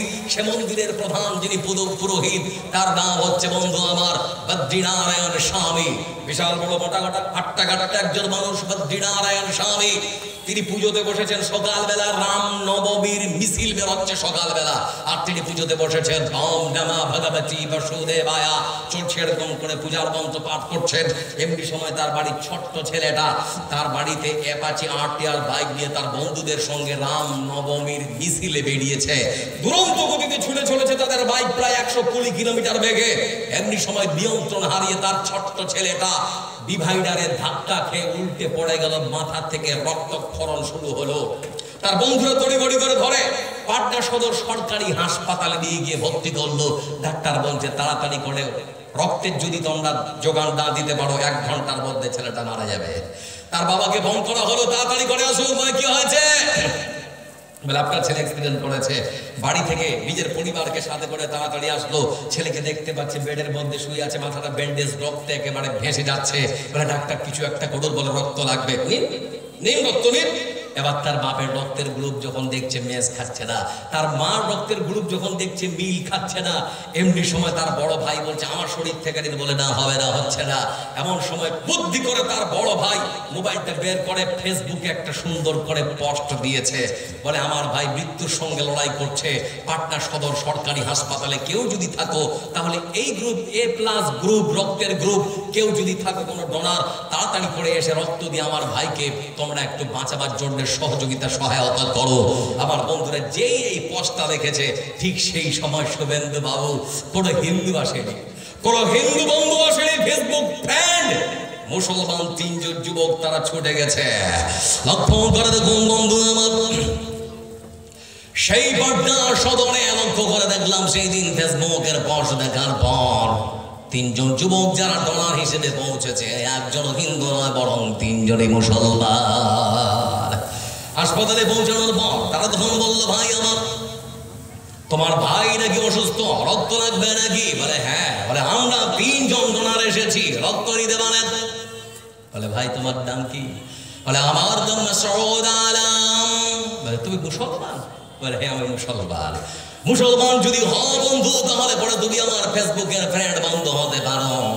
তুমি রক্ত দিতে এসেছো, তোমাকে সাধুবাদ জানাই, কিন্তু একটা অসুবিধা আছে। বলে কি অসুবিধা?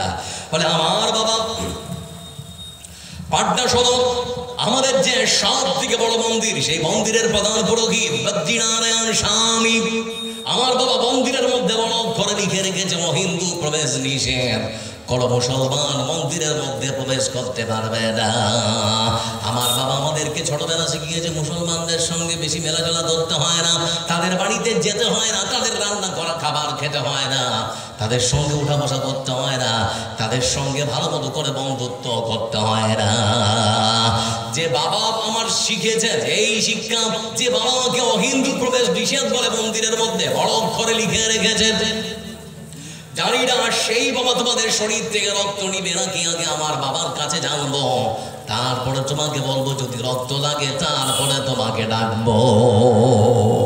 ঢুকেছে, এবার দেখছে তো তার ছেলের পাশে বসে আছে তার বাবা, তার মা। তার বাবার কাছে গিয়ে তখন বলছে, আব্বা। বল কি রে? বলে 3 জন ডোনার তার রক্ত দেওয়ার জন্য এসেছে।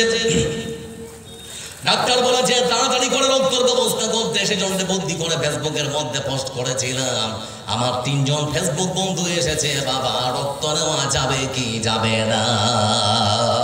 বলে কথা বলিস কেমন, রক্ত নেওয়া যাবে না? বলে সমস্যা আছে। সমস্যা কি? বলে বাবা তুমি তো ছোটবেলা আমাদেরকে শিক্ষা দিয়েছিলে হিন্দুদের সঙ্গে মুসলমানদের সঙ্গে বেশি মিশতে হয় না, কারণ আমরা হিন্দু ব্রাহ্মণ, তাদের বাড়ি যেতে হয় না, তাদের রান্না করার খাবার খেতে হয় না। এমনকি তোমার মন্দিরও বড় অক্ষরে লিখে রেখেছ অহিন্দু প্রবেশ নিষেধ। এজন্য বাবা বলতে চাচ্ছি যে 3 জন তোমার সন্তানকে রক্ত দেওয়ার জন্য এসেছে, তারা 3 জনই মুসলমান, রক্ত নেওয়া যাবে কি যাবে না? সেই দিন তখন পুরোহিত উঠে দাঁড়িয়ে তখন বলছে, রক্তর ধর্ম, আগে রক্ত নিয়ে জীবন বাঁচা, তারপরে দেখা যাবে কোন ধর্মের। এটাই তো বলতে যাচ্ছি আমার হিন্দু ভাই, অমল বিমল শ্যামল, তোমার শরীরের হাতে কাটলেও লাল রক্ত বের হবে, আর আমার হাতে কাটলেও লাল রক্ত বের হবে। মুসলমানদেরকে দেখে ঘৃণা করো কেন? মুসলমানদেরকে দেখে এখন নাক ছিটকাও কেন? এ ভারত স্বাধীনে মুসলমানদের অবদানকে কেউ স্বীকার করবে?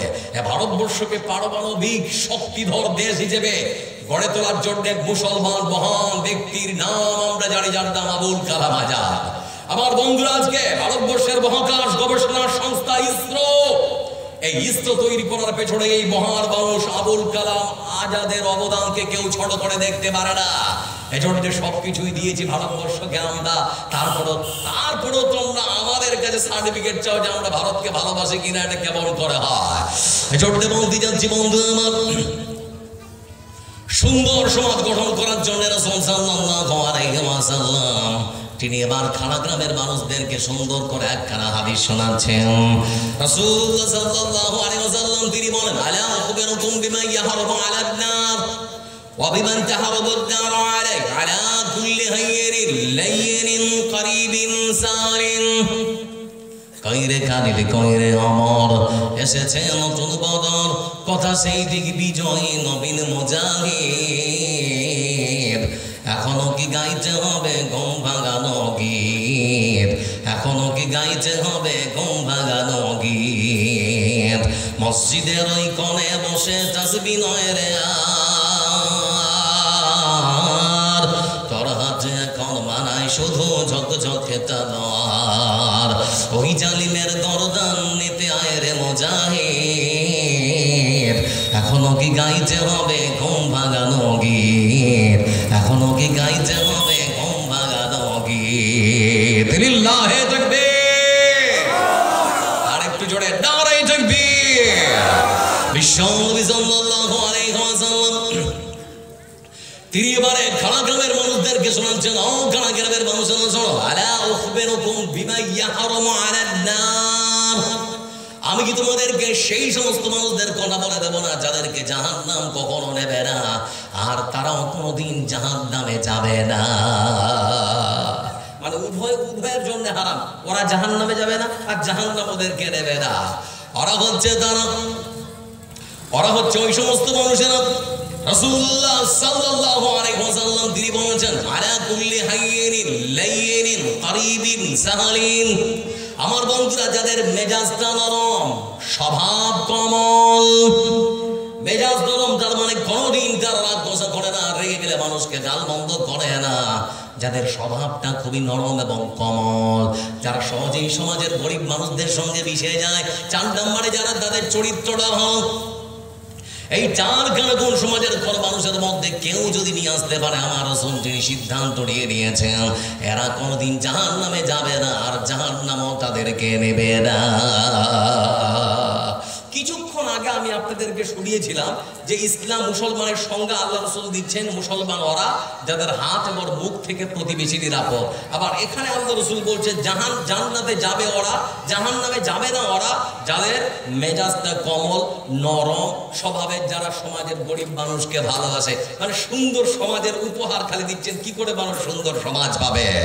এজন্য বন্ধু আমার, রাগ কন্ট্রোল করানো শিক্ষা দিয়েছে ইসলাম। আপনি গাল বন্ধ করতে পারবেন না, রেগে যেতে পারবেন না, রাগ করা তো ইসলাম পছন্দ মনে করে না। এজন্য বিশ্ব নবী সাল্লাল্লাহু আলাইহি ওয়াসাল্লাম তিনি বসে আছেন, এমন সময় এক ব্যক্তি এসে বলছেন, আল্লাহ রাসূল আমাকে এমন কিছু শিক্ষা দিন যাতে করে সহজে আল্লাহর জান্নাতে যেতে পারি। এটা আমাদের সবারই ইচ্ছা আছে না? আচ্ছা, যারা বসে আছেন সবারই আমাদের ইচ্ছা আমরা জান্নাত যাবো না জাহান্নাম যাবো? কথা সবাই বলো, কোথায় যাবো? জান্নাত যাবো কি জাহান্নামে কেউ যেতে চায় না। তো বেশি বলছে আল্লাহ রাসূল এমন কিছু সহজ কথা বলুন, সহজ কিছু দোয়া বলে দিন যাতে করে সহজে জান্নাতে যেতে পারে। আমাদের সমাজে অনেক মানুষ আছে, সবাই বলে মৌলভী সাহেব এমন কোনো ছোটখাটো দোয়া নাই জি যেটা বললে সহজে জান্নাতে যেতে পারবো, আছে না নেই? মানে সহজে যেন জান্নাতে যাওয়া যায়। বিশ্ব নবী সাল্লাল্লাহু আলাইহি ওয়াসাল্লাম হাদিসের মধ্যে যে শব্দটা তিনি ব্যবহার করেছেন বন্ধু আমার, সেই শব্দটা হলো লা তাকযাব, রাগ করো না। সহজে জান্নাতে যাবে, রাগ কন্ট্রোল করো। সহজে জান্নাতে যাবে, রাগ কন্ট্রোল করো। তো লোকটা মাথা চুলকাচ্ছে, ভাবছে চাইলাম এমন একটা ছোট্ট দোয়া যেটা করবো, আমল করবো, সহজে জান্নাতে যাবো। তো বলছে রাগ করো না, কেমন হলো গো? তো শুনতে শুনতে ধরে নেন কিছু দূরে গেছে। আমার বন্ধুরা হাদিসের পরিভাষায় ফারাদ্দালিকা মিরারান, সাহাবী আবার ঘুরে এসে তখন আল্লাহ রাসূলকে বলছেন, হে আল্লাহ রাসূল আরো কিছু সহজ শিক্ষা দিন যাতে করে সহজে আল্লাহর জান্নাতে যেতে পারি। দ্বিতীয়বার দেখে দ্বিতীয়বার আমার রাসূল বললেন লা তাকযাব।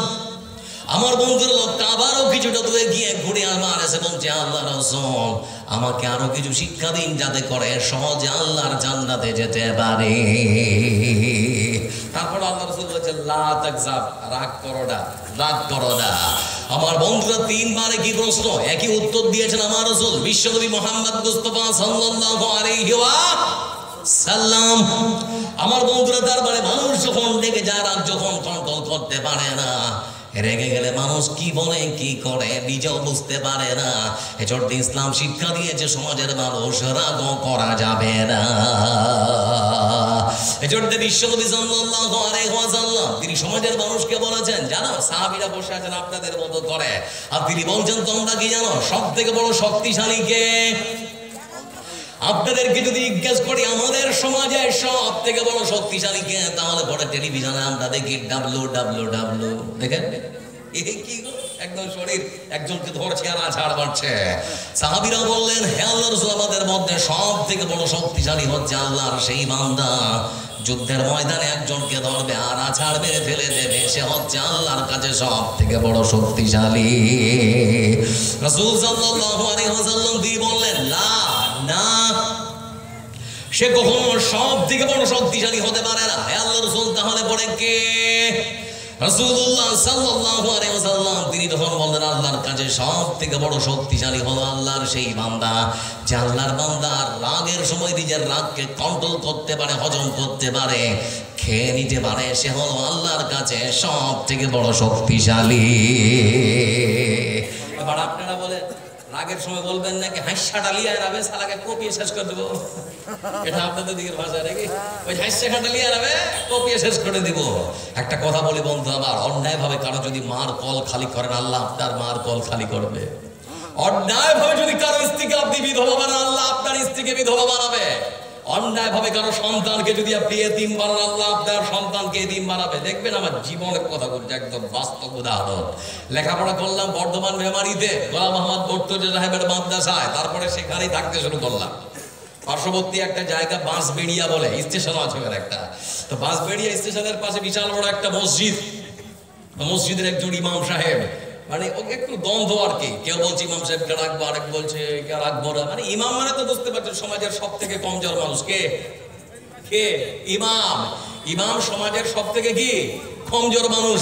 যদি একটু জোরে হেঁটে যায় তো সমাজের মানুষ বলে নিশ্চয়ই কোনটা দাওয়াত আছে, বুঝতে পারছেন না? লেখছে কোনটা দাওয়াত আছে, সেই জন্য জোরে জোরে হেঁটে যায় বলবে এটা। আর যদি খেয়ে একটু ধীরে ধীরে হাঁটে দাওয়াত থেকে, কত যে খেয়েছে আল্লাহ ভালো জানে, হাঁটতে পারে না। কত যে খেয়েছে আল্লাহ জানে, হাঁটতে পারে না। অনেক মানুষ আছে আমরা বন্ধু আমার ইমামকে ঠিক মতো করে মূল্যায়ন করে না। আমাদের সমাজে একটা কথা আছে, মৌলভী সাহেব আপনাদের বেতনে বরকত আছে, দেখি এটা আমরা বলি না?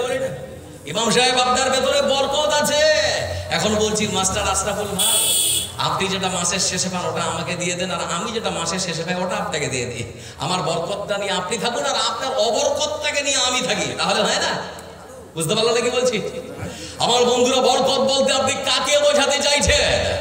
বাজারের সব থেকে বড় মাছটা খায় আপনার পরিবার আর আপনি নিজে। সেই বাজারের পুঁটি মাছটা কেনার টাকা জোটে না ইমাম সাহেবের, এর নাম বরকত? বরকত বলতে আপনি কাকে বোঝাচ্ছেন? ঈদের দিন আপনার স্ত্রীর জন্য একটা বেনারসি শাড়ি কিনেছেন, আপনার পরিবারের জন্য মাথা পিছু 5,000 টাকা করে খরচ করেছেন। আপনার দেখা গেল সেই ঈদের দিনে বাজার প্রায় 30,000 টাকা, আর ইমাম সাহেব তার স্ত্রীর জন্য, ছেলেদের জন্য ছেঁড়া ফাটা কাপড়ও কেনার সামর্থ্য রাখে না, এর নাম বরকত? বরকত বলতে আপনি কি বোঝাচ্ছেন? আপনার বাচ্চাটাকে দিয়েছেন আলামির মিশনে, পার মান্থ প্রায় 10 থেকে 12,000 টাকা খরচ হয়, আর আপনার মসজিদের ইমাম সাহেবের যে বেতন, তাতে করে প্রাইমারি স্কুলের একটা টিউশনের মাস্টারের মাসের শেষে 300 টাকা দিতে হিমশিম খায়, এর নাম বরকত? আমার বন্ধুরা যারা বসে আছেন, ইমামকে মূল্যায়ন করুন। একটা ছোট্ট কথা মাথায় রাখবেন, ওটা আল্লাহর ঘরের ইমাম। ওটা কার ঘরের ইমাম? আল্লাহর ঘরের ইমাম। সবাই মিলে যদি ইমামকে সম্মান আর মর্যাদার চোখে দেখেন, আল্লাহ আপনাদের সম্মান পৃথিবীর বুকে বাড়িয়ে দেবে। আর ইমামকে সম্মান করার জন্য আল্লাহ আপনার জন্য রাজি হয়ে গেলে পরে জান্নাত খারাও দিয়ে দিতে পারেন। পারেন না? পারেন।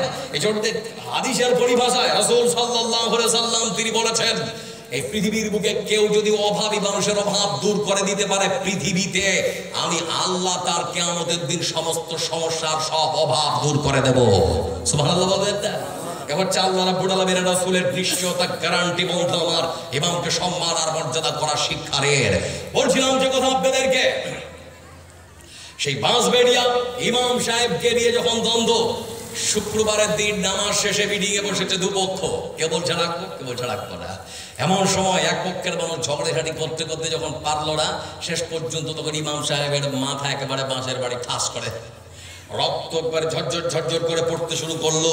ঠিক সেই মুহূর্তে ইমাম সাহেব অসুস্থ, মুখ ফুটে মিহরাবের মধ্যে বসে, মিম্বারে বসে আল্লাহকে বললেন, আল্লাহ তুমি সর্বোত্তম বিচারক, তুমি এর বিচার করে দিও। তোমার কাছে বিচার দিয়ে দিলাম আল্লাহ, তুমি বিচার করে দিও। আল্লাহর কাছে বিচার দিয়েছে। আমার বন্ধুরা, সেই ইমাম সাহেব নিজের মুখে বলছিলেন সেখানকার এলাকায় যদি যান মসজিদে, তাহলে পরে শুনতে পারবেন যে 4 জন মেরেছিল, সেই 4 জন 6 মাস টিকতে পারে। 6 মাসের মধ্যে পৃথিবী থেকে বিদায়। 6 মাসের মধ্যে পৃথিবী থেকে বিদায়। 2 জন ট্রেনে কাটা পড়ে মরেছে, একজন কুষ্ঠরোগে মারা গেছে, আর একজনকে চুরির দায় মানুষ পিটিয়ে হত্যা করেছে। 4 জন 6 মাস বাজারে, 6 মাসের মধ্যে পৃথিবী থেকে চলে গেছে। এজন্য অন্যায় ভাবে কেউ কাউকে কোনোদিন মারতে যাবেন না। বলুন ইনশাআল্লাহ। সুন্দর সমাজ গঠন করুন, সবাইকে মূল্যায়ন করুন। আল্লাহ রাব্বুল আলামিন তিনি বলছেন, যারা নিজের কন্ট্রোল করে নিজের মেজাজকে, এরা জান্নাতে যাবে, এরা আল্লাহর জাহান্নামে যাবে না। তারপরে বলেন রাসূলুল্লাহ সাল্লাল্লাহু আলাইহি ওয়াসাল্লাম পৃথিবীর মানুষকে সম্বোধন করে বলেছেন, পৃথিবীর মানুষ, সত্যি যদি তোমরা তোমাদের রাগকে কন্ট্রোল করতে পারো, তোমাদের সম্মান, তোমাদের মর্যাদা আল্লাহ রাব্বুল আলামিন তিনি বাড়িয়ে দেবেন। হযরত আলী রাদিয়াল্লাহু তাআলা আনহু রাসূলের কে হন? কে? জামাই। আমার বন্ধুরা, কোন এক যুদ্ধে তিনি অংশগ্রহণ করেছেন, কয়েক যুদ্ধে তিনি অংশগ্রহণ করেছে। এমন সময় হাতের মধ্যে তারবারি এড়িয়ে তিনি যুদ্ধ অংশগ্রহণ করার সময় তিনি তারবারি জানাচ্ছেন, হ্যাক হ্যাক করে তিনি সামনে যাকেই পাচ্ছেন বন্ধু আমার, তাকেই তিনি কেটে ফেলছেন। এমন সময় একজন মুশরিককে তিনি হাতের নাগালে পেয়ে গেলেন, তাকে তাড়া করছেন। ও তারবারি দিয়ে দেখে দিয়েছে দৌড়। হযরত আলী রাদিয়াল্লাহু তাআলা তিনিও এবার দৌড় দিয়েছেন ওই মানুষটাকে ধরার জন্য। এমন সময় হযরতকে বন্ধু আমার ওই মানুষটা মুখ থুবড়ে পড়ে গিয়েছে। হযরত আলী রাদিয়াল্লাহু তাআলা তিনি এবার সেই মানুষটার বুকে পা চেপে তরবারিটা চালাতে যাবে। এমন সময় সেই মানুষটা মুখে যতগুলো থু ছিল থু করে হযরত আলীর চেহারায় চালিয়ে দিয়েছে। রাগ কমবে না বাড়বে? কেউ যদি কাউকে থুপ দেয় তো রাগ কমবে না বাড়বে? হযরত আলী রাদিয়াল্লাহু তাআলা আমার বন্ধুরে যেই থুতু নিক্ষেপ করেছে মুখমণ্ডলের মধ্যে, চেহারাতে যেই থুতু নিক্ষেপ করেছে, তিনি তরবারিটা না চালিয়ে তরবারি টেনে নিলেন, আর তিনি তরবারি টেনে সেখানে তিনি দাঁড়িয়ে পড়লেন। সেই মুশরিক তখন উঠে দাঁড়িয়ে হযরত আলীর কাছে এসে ধুলোবালি ঝাড়ছে। সেই লোকটা তখন বলছে, হুজুর কি ব্যাপার? আমি তো মনে করেছিলাম এই পৃথিবীর বুকে আমার আর বেঁচে থাকার কোনো সুযোগ হয়তো নেই, কারণ আপনার তারবারের নিচে পড়ে গিয়েছি, আমি আর বাঁচবো না। মনে মনে চিন্তা করলাম মরার পূর্ব মুহূর্তে আপনাকে যদি একটু অপমান করে মরতে পারি মনের মধ্যে শান্তি পাবো। সেজন্য মুখে যতগুলো থু ছিল থু করে আপনার চেহারায় চালিয়েছি। আপনার তো মনটা খারাপ হওয়ার কথা, মনটা রাগার কথা, কিন্তু আপনি রাখলেন না কেন? আপনি আমাকে তারবারি দিয়ে কাটলেন না কেন? মারলেন না কেন? হযরত আলী রাদিয়াল্লাহু তাআলা তিনি তখন বলছেন, ভাই আমার, আমি যখন এই যুদ্ধের ময়দানে বাড়ি থেকে বেরিয়েছিলাম তখন আমি বেরিয়েছিলাম আল্লাহর ভালোবাসার জন্য। আমি যখন তোমাকে দাঁড়া করেছিলাম সেটা ছিল আল্লাহর দ্বীনের জন্য। আমি যখন তোমাকে ধাওয়া করেছিলাম সেটাও ছিল আল্লাহর দ্বীনের জন্য। যখন তুমি বুক থুবড়ে পড়ে গিয়েছিলে তোমার বুকে চেপে যখন আমি তরবারিটা চালাতে গেলাম সেটাও ছিল আল্লাহর দ্বীনের জন্য। কিন্তু যখন তুমি আমার চেহারার মধ্যে থুতু নিক্ষেপ করলে আমার মনের মধ্যে এত রাগ জন্মালো, মনে হচ্ছে তোমাকে এখন খেয়ে শেষ করে দিই, পৃথিবী থেকে বিদায় করে দেয়। আমার বিবেক তখন আমাকে বলল, আলী এখন তুমি যদি তোমার হাতের তরবারিটা চালাও তাহলে পরে এটা আল্লাহর দ্বীনের জন্য হবে না, এটা তোমার রাগ নেভানোর জন্য মেটানোর জন্য হবে। এজন্য ভাই আমার, ইসলামের জন্য যেহেতু আমি আল্লাহর দ্বীনের জন্য যেহেতু আমি যুদ্ধের ময়দানে অংশগ্রহণ করেছি, আমার কোন কাজ আল্লাহর বিরুদ্ধে চলে যাক আমি চাই না। সেজন্য বন্ধু আমার রাগ মেটাবার জন্য এই কাজ হোক, সেজন্য আমি তোমাকে মারতে পারলাম না। এর নাম হচ্ছে ইসলাম। অযথা করো মানুষকে আপনি মারতে পারবেন না, হাত দিয়ে নয়, মুখ দিয়ে গাল নয়, রাগ করে কাউকে গাল বন্ধ নয়, এমনকি অন্যায় ভাবেও আপনি কাউকে মারতে পারবেন না। এর নাম হচ্ছে ইসলাম। এজন্য বন্ধু আমার, বিশ্বনবী সাল্লাল্লাহু আলাইহি ওয়াসাল্লাম মসজিদে নববীতে তিনি বসে আছেন। অসংখ্য সাহাবী মসজিদের মধ্যে ভিতরে প্রবেশ করে আছেন, তারা বসে আছেন। এমন সময় আমার রাসূল সাহাবীদেরকে বলছেন, আমার সাথীরা, মসজিদ নববীর দরজা দিয়ে আজকে যেই ব্যক্তিটা, যে মানুষটা প্রথমে আসবে সে হলো জান্নাতি। সে কি কথা বলে? জান্নাতি। আচ্ছা, এরকম একজন মানুষের যদি ঘোষণা পৃথিবীতে দেয় তো ভালো না খারাপ? তো সবাই খালি বড় বড় চোখ করে তাকিয়ে আছে, কে যে আসবে, কে যে আসবে, কে যে আসবে। এমন সময় মসজিদ নববীর দরজা দিয়ে যে মানুষটা ঢুকছে তার নাম হলো সাদ ইবনে আবি ওয়াক্কাস রাদিয়াল্লাহু তাআলা আনহু।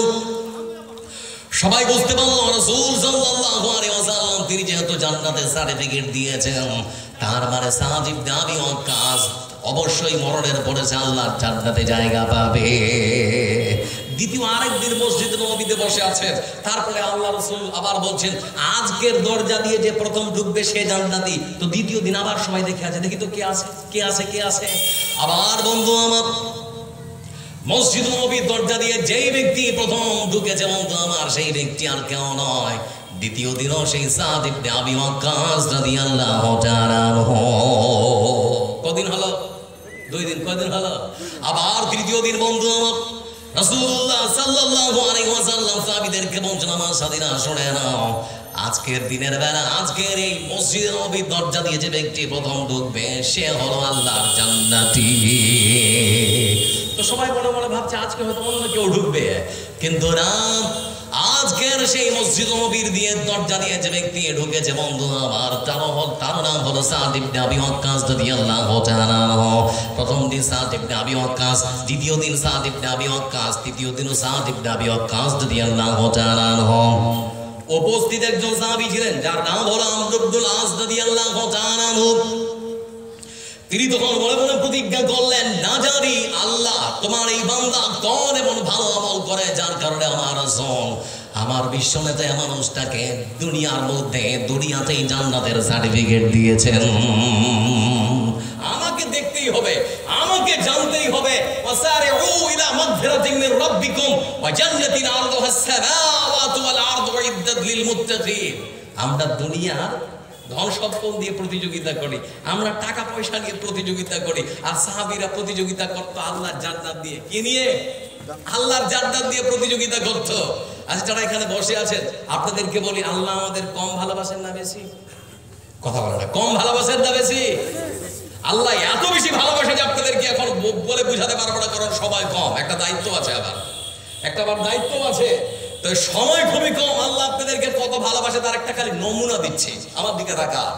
বিজ্ঞানের দৃষ্টিকোণ থেকে যারা মানুষের দেহটা নিয়ে গবেষণা করে, জীবন বিজ্ঞান যারা একটু পড়েছেন, জীবন বিজ্ঞানের ছাত্র যারা এখানে আছেন, বিজ্ঞানের দৃষ্টিকোণ থেকে একজন সুস্থবান, সামর্থ্যবান, হষ্টপিষ্ট, একেবারে মোটা তাজা, মানে আমাদের মতো আপনাদের মতো একজন পুরুষ আর স্ত্রীর সঙ্গে যখন সহবাস করে, শারীরিক মেলামেশা করে, শুধুমাত্র একবার মেলামেশার ফলে, শুধুমাত্র একবার শারীরিক সম্পর্কে ফলে পুরুষের যে শুক্রকীট নির্গত হয়, পুরুষের যে শুক্রকীট যেটা নির্গত হয়, আমার বন্ধুরা বিজ্ঞান বলছে সেখানে 40 কোটি শুক্রকীট থাকে। কত কোটি?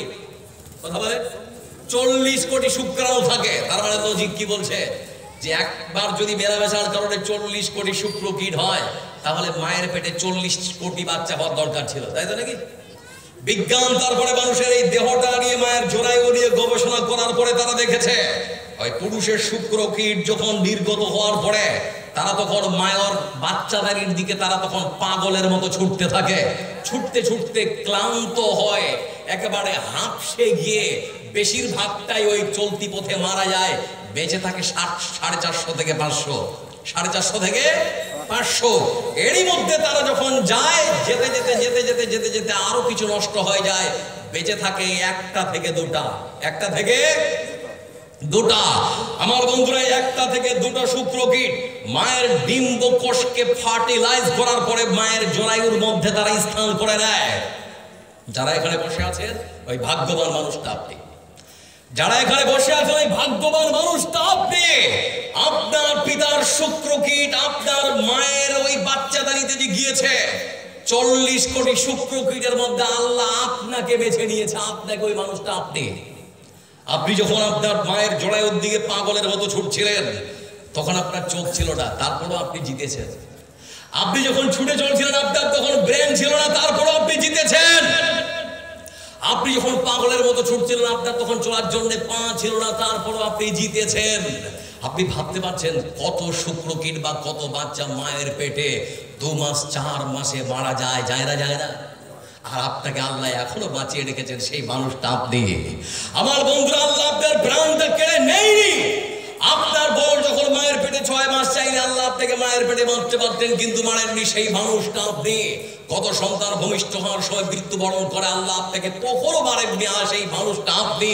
কত মানুষ পৃথিবীর বুকে ভূমিষ্ঠ হওয়ার পর 2 বছর 4 বছর পর মারা যায়, আল্লাহ আপনাকে এখনো বাঁচিয়ে রেখেছেন, সেই মানুষটা আপনি। আপনি ভাবতে পারছেন আল্লাহ আপনাকে কত ভালোবাসেন, কিন্তু আল্লাহ শুকরিয়া আমরা ঠিক মতো আদায় করতে পারি না। মনে রাখবেন একটা কথা, অন্যের কাঁধে চড়ে কবর পর্যন্ত যাওয়ার পূর্ব মুহূর্তে নিজের পায়ে হেঁটে মসজিদ আবাদ করুন। অন্যের কাঁধে চড়ে কবর পর্যন্ত যাওয়ার পূর্ব মুহূর্তে নিজের পায়ে হেঁটে মসজিদ আবাদ করুন।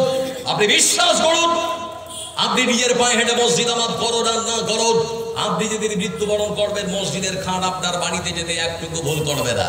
আপনাদের কি মনে হচ্ছে ভুল করবে? কথা বলে ভুল করবে? একটুকু ভুল করবে না। এজন্য বন্ধু আমার লক্ষ্য করে দেখুন, অন্তত আপনারা আল্লাহর ঘর মসজিদটা আবাদ করুন, যে মসজিদের উন্নতি কল্পে আজকে জালসা। বলছিলাম যে কোথায় কথা বাড়ে। সাদ ইবনে আবি ওয়াক্কাস প্রতিযোগিতা করছেন জান্নাতের জন্য।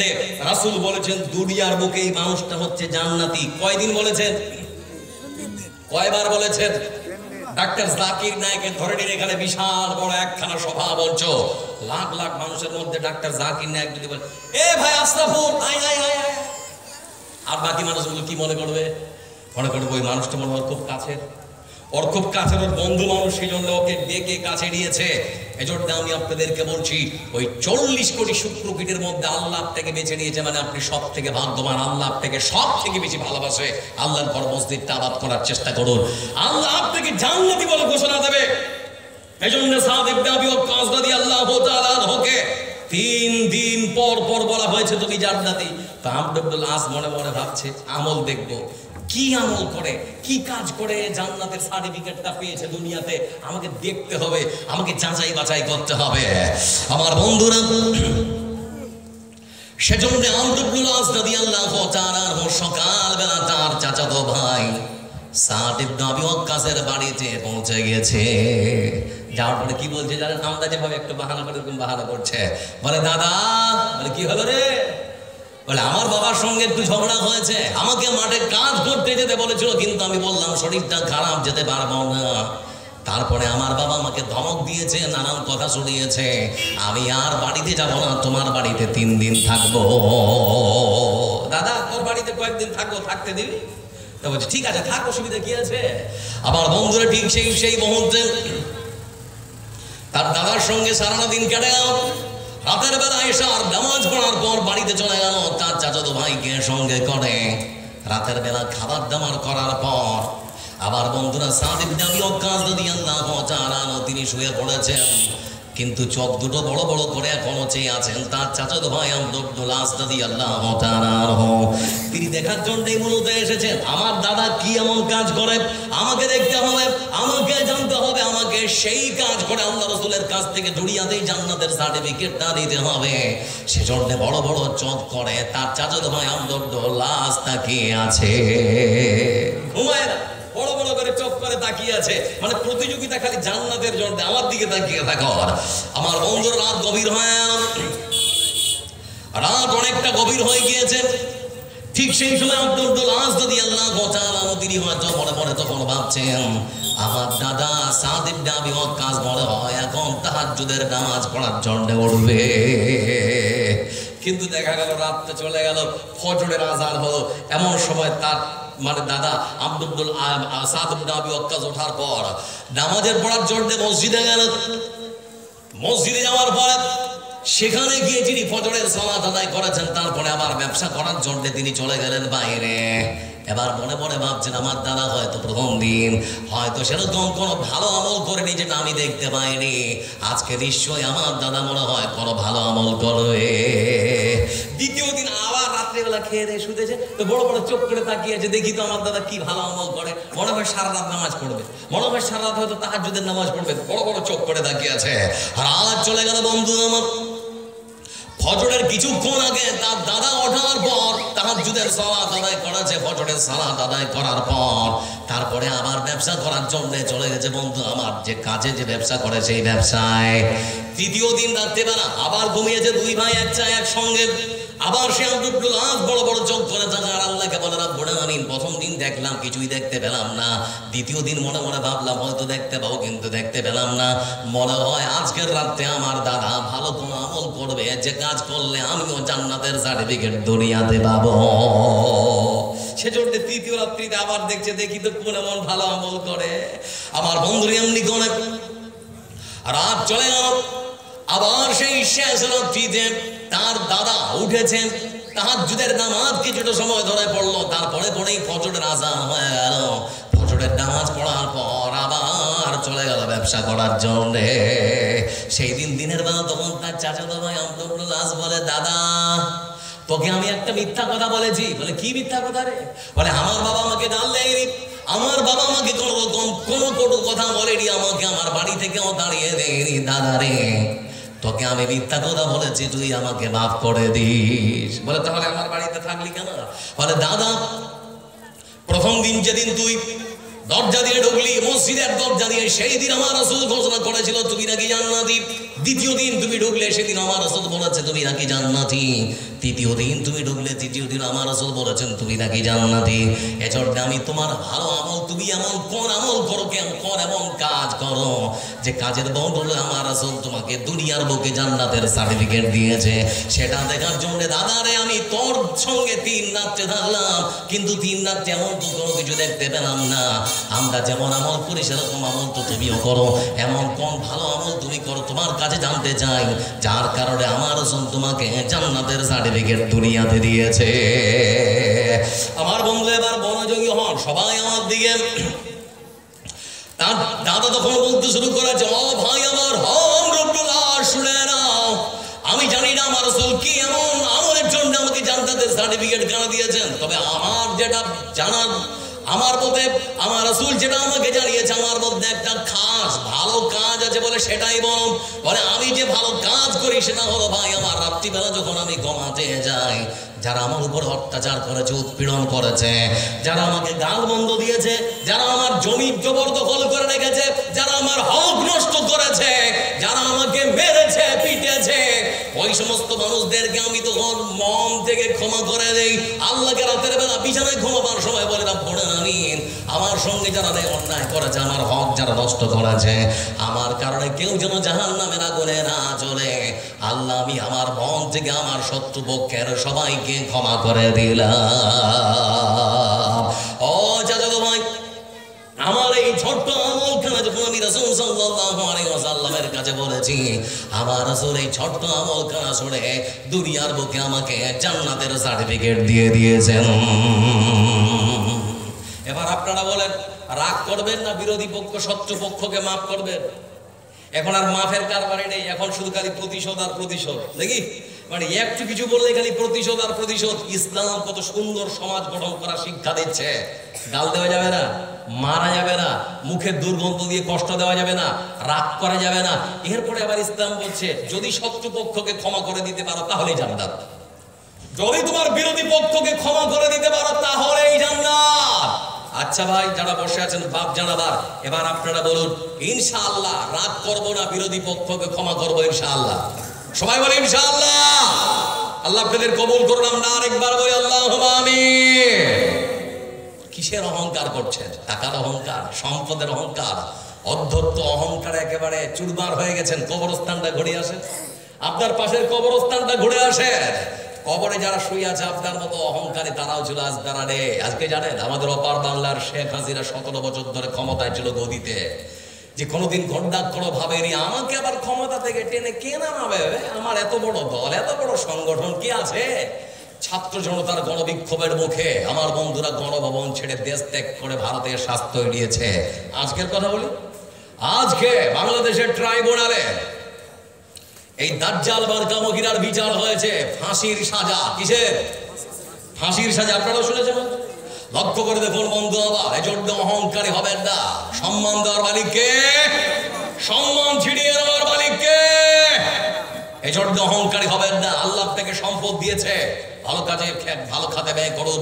আল্লাহ আপনাদের এমন কাজ, যে কাজ করলে পরে জান্নাত খাড়া দিয়ে দেবেন। যে পরিবেশে বসে আছেন আপনাদের সাধুবাদ ধন্যবাদ জানাচ্ছি। আর মন থেকে আর ওই জালসার কমিটি এবং গ্রামের মানুষকে বড় উজাড় করে বলি আল্লাহ তুমি এদেরকে তোমার দিনের জন্য কবুল করে নাও। আমরা আরেকবার বলি আল্লাহুম্মা আমিন। কেন বললাম জানেন? যখন আসছিলাম মনে মনে ভাবছিলাম যে আপনাদের হরিশ্চন্দ্রপুর ভালুকায় তো খালি মেলা পার হতে আধা ঘন্টা লাগে, মেলা পার হতে আধ ঘন্টা লাগে, একটা দোকান দেখতে পেলাম না। আপনারা বিরল এই গ্রাম যারা করে দেখাতে পেরেছে যে দোকান না হলেও জালসা হয়। আপনারা কি বলছেন? অনেক মানুষের একটা ধারণা নেই, জালসায় যদি দোকান না হয় মানুষ হবে রে, মানুষ কি হবে? নেই।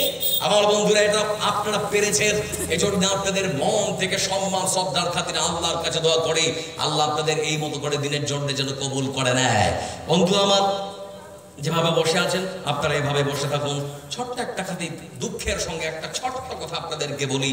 একটু আগে বলেছিলাম আল্লাহ আপনাকে অনেক ভালোবাসে, সেজন্য 40 কোটি থেকে আল্লাহ আপনাকে বেছে নিয়ে এখানে এসে বসিয়েছেন।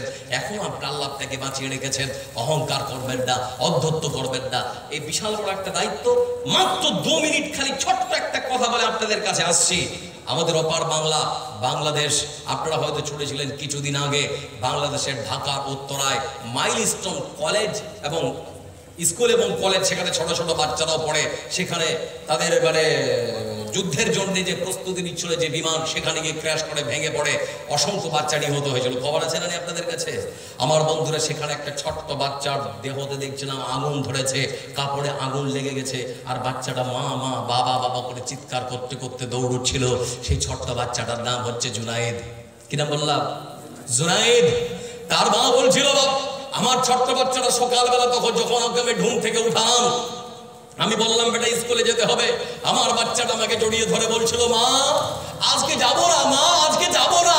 কিন্তু আমি আমার বাচ্চার কাকুতি বিরতি না শুনে আমি বললাম, না বেটা তোকে যেতেই হবে, পরে মানুষ হতেই হবে। আমি যদি সেই দিন আমার ছোট্ট বাচ্চাটার কথা শুনে নিতাম, তাহলে আমার বাচ্চাটা হয়তো আজ বেঁচে থাকতো। আমি যদি সেই সময় যদি আমার বাচ্চাটার কথাটা মেনে নিতাম, তাহলে হয়তো আমার বাচ্চাটা আজকে মরতো না। সেই দিন আমার বাচ্চাটার কোনো কথা না শুনে আমি বলেছিলাম, বিকেলবেলা তোর জন্য মাংসাকট রান্না করব, তুমি যখন ঘুরে আসবে তোর বাবা আর আমি তোকে দিয়ে গিয়ে ঘোরাতে যাব। আমার বাচ্চাটাকে অনেক লোভ দেখিয়ে আমি যখন পাঠালাম স্কুলের মধ্যে, ঠিক 1-15 মিনিটে আমি শুনলাম টেলিভিশনের পর্দায় দেখতে পাচ্ছিলাম সেই মাইলস্টোন কলেজে বিমান ক্র্যাশ করেছে। আমি টিভির মধ্যে দেখতে পেলাম আমার বাচ্চাটার ঝলসানো কাপড় নিয়ে তার তার চামড়ার মধ্যে রক্ত হয়েছে, মা মা বাবা বাবা করে চিৎকার করতে করতে কাঁদতে কাঁদতে ছুটছিল। আমার বাচ্চাটাকে সেই দিন দেখেছিলাম আর ভাবছিলাম মৃত্যু যে কার কখন চলে আসে কেউ বলতে পারবে না। এজন্য মরণ যে কার কখন কিভাবে আছে কেউ আমরা বলতে পারবো না।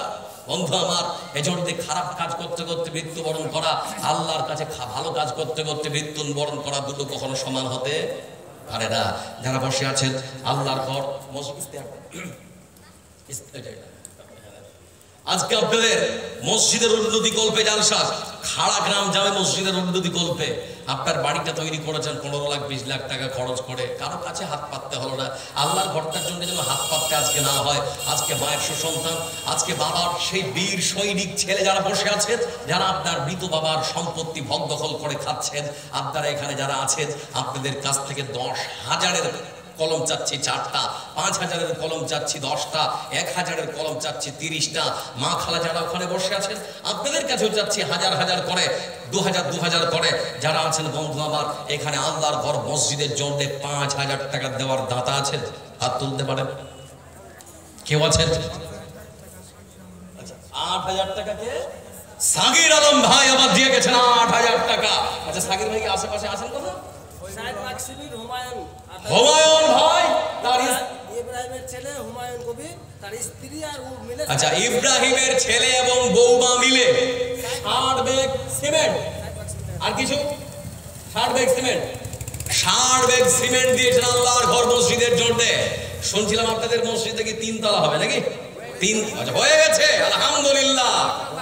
আল্লাহুস সামাদ। ভাইজান কি করেন? রমজান ভাই কাম করি, দেখেছেন তো? মানে ওইদিকে একবার দেখো, ঘুরে রমজান ভাই, রমজান ভাই আবার 10,000 টাকা নারায়ে তাকবীর। কে আছেন বন্ধু আমার? প্রতিযোগিতা করবেন, রমজান ভাইয়ের জোড়া হবেন একজন। আচ্ছা ভাইজান কত হবে ভাইয়ের? 5,000 টাকা দিল। চেহারা গো ভাই, বিয়ে হয়েছে না হয়নি? হয়ে গেছে? ছেলে পেলে? দুটো মেয়ে। যাক, মন খারাপ হচ্ছে না? দুটো মেয়ে বলে না, মন খারাপ করতে হবে না। আল্লাহ রাসূলের সাথে জান্নাতে থাকবে তুমি। 5,000 টাকা 50,000। ভাইজান, ভাইজানের নাম কি? মহিদুর রহমান ভাই 5,000 টাকা 50 ব্যাগ সিমেন্ট দিয়েছেন এই ঘরের জন্য, আল্লাহর ঘর মসজিদের জন্য। ভাই আপনাদের হিংসা হয় না? একটু উঠুন না তাড়াতাড়ি করে। চোখ বুঝিলে এই দুনিয়ার নয় তো তুমি কেউ যে। কত? 10,000। ভাইজান দাঁড়ান, এখানে কত? এইটা হবে না, আপনি মোটা পাঠিয়ে যে দেখছেন বলছেন। আচ্ছা শুনেন, চাঁদা হয়েছে তারপরেও দিচ্ছেন? সত্যি আপনারাই পারেন। এক কাজ করেন, 10 বস্তা সিমেন্ট দিয়ে দেন। 10,000 টাকা 10 ব্যাগ সিমেন্ট, এটা আমার পক্ষ থেকে শোনা। আমার এটা মেনে নেন ভাই। ভাই আমার আলহামদুলিল্লাহ নারায়ে তাকবীর। ভাই আমার 10,000 টাকা 10 ব্যাগ সিমেন্ট। আল্লাহ আমার ভাইকে দিনের জন্য তুমি কবুল করে নাও, শরীর স্বাস্থ্য ভালো রাখো, আল্লাহ তার রুজি রুটিতে তুমি বরকত দাও। হবিবুর রহমান বাবা মৃত্যুর জন্য 10,000 টাকা। আচ্ছা, হবিবুর রহমান বাবা মারা গেছেন, মৃত বাবার জন্য হবিবুর ভাই আমার দিয়েছেন 10,000 টাকা। আল্লাহ তুমি কবুল করো, আল্লাহুম্মা সাল্লি আলাইহি, আল্লাহুম্মা বারিক আলাইহি। আজকে আপনাদের দেখতে চাচ্ছি সত্যি, আমি কয়েকটা চেয়েছিলাম 10,000, তার মধ্যে মনে 4টা হয়ে গেল। আর কে আছেন? 5,000-এর ভাগ্নি ওর নানার জন্য 700 টাকা। আচ্ছা, হবিবুর রহমান সাহেবের ভাগ্নি নানার জন্য, মানে মৃত নানার জন্য 700 টাকা। আরজাউল হক জগন্নাথপুর থেকে 1,000 টাকা। আচ্ছা, জগন্নাথপুর থেকে আমার এক আরজাউল ভাই দিয়েছেন 1,000 টাকা। ইজাবুল পুরো মাথা 500 টাকা। আপনাদের পূর্ব মাথা এজাবুল ভাই দিয়েছেন 500 টাকা। আর যারা দেবেন একটু তাড়াতাড়ি করে আসর। চোখ বুঝিলে এই দুনিয়ার নয় তো তুমি কেউ যে আর, হায় রে মানুষ আঁকড়ে ফানুষ খরচ নিচে অহংকার, দম ফুরাইলে সবই পর জুটবে না। ভাইজানের নাম কি? আপনি একাই বললেন 10 ব্যাগ, আর আমার পক্ষ থেকে 5 ব্যাগ, 15 ব্যাগ করে 10 ব্যাগ করে অসুবিধা। তো বাড়িতে ঝগড়া হবে যে আর দিদিটার জন্য অন্তত 5 ব্যাগ করতেন, 15 ব্যাগ করতেন। আচ্ছা, সবার জন্য আর 5 ব্যাগ দিয়ে 500 টাকা নগদ। আচ্ছা, 500 টাকা নগদে। যাক আলহামদুলিল্লাহ, 15 ব্যাগ করে দিয়েছে ভাই। 15 ব্যাগ করতেন না? 10 ব্যাগ করে এটা নগদ। আচ্ছা, 500 টাকা নগদ 10 ব্যাগ সিমেন্ট লিখে দেন আমার ভাইজানের। আসুন ভাই, চট করে আসুন, দেরি করবেন না। আমার বাপজান 1,000 টাকা আর 5 বার আছে। আল্লাহুস সামাদ 1,000। তো আমি আমার ছেলে দেব 50 বার আছে। আল্লাহ আল্লাহ, দেখেছেন তো? বাড়ি থেকে থেকে কত মানে বাপ কা বেটা সিপাহি কা ঘোড়া নাকি কিছু না হলো তো থোড়া থোড়া আমার বড় ছেলেটা অল্প সময় একটু দোয়া করে অপারেশন হয়েছে বড় ছেলে দোয়া করে দিচ্ছে আল্লাহুম্মা যাবুল বাস রাব্বান নাস ইশফান্তা শাফি লা শিফা ইল্লা শিফাউকা শিফা লা ইউগাদিরু সাকাবা। আমার হবিবুর রহমান ভাইয়ের বাপ জানাবাদ দিয়েছেন 1000 টাকা 10 বস্তা সিমেন্ট দাও 10 বস্তা সিমেন্ট দাও লিখেন ভাই ওই যে উনি হ্যাঁ 10 ব্যাগ সিমেন্ট দাও। আল্লাহ হুসাইন একদম মোটা পাড়ি পেয়েছি কত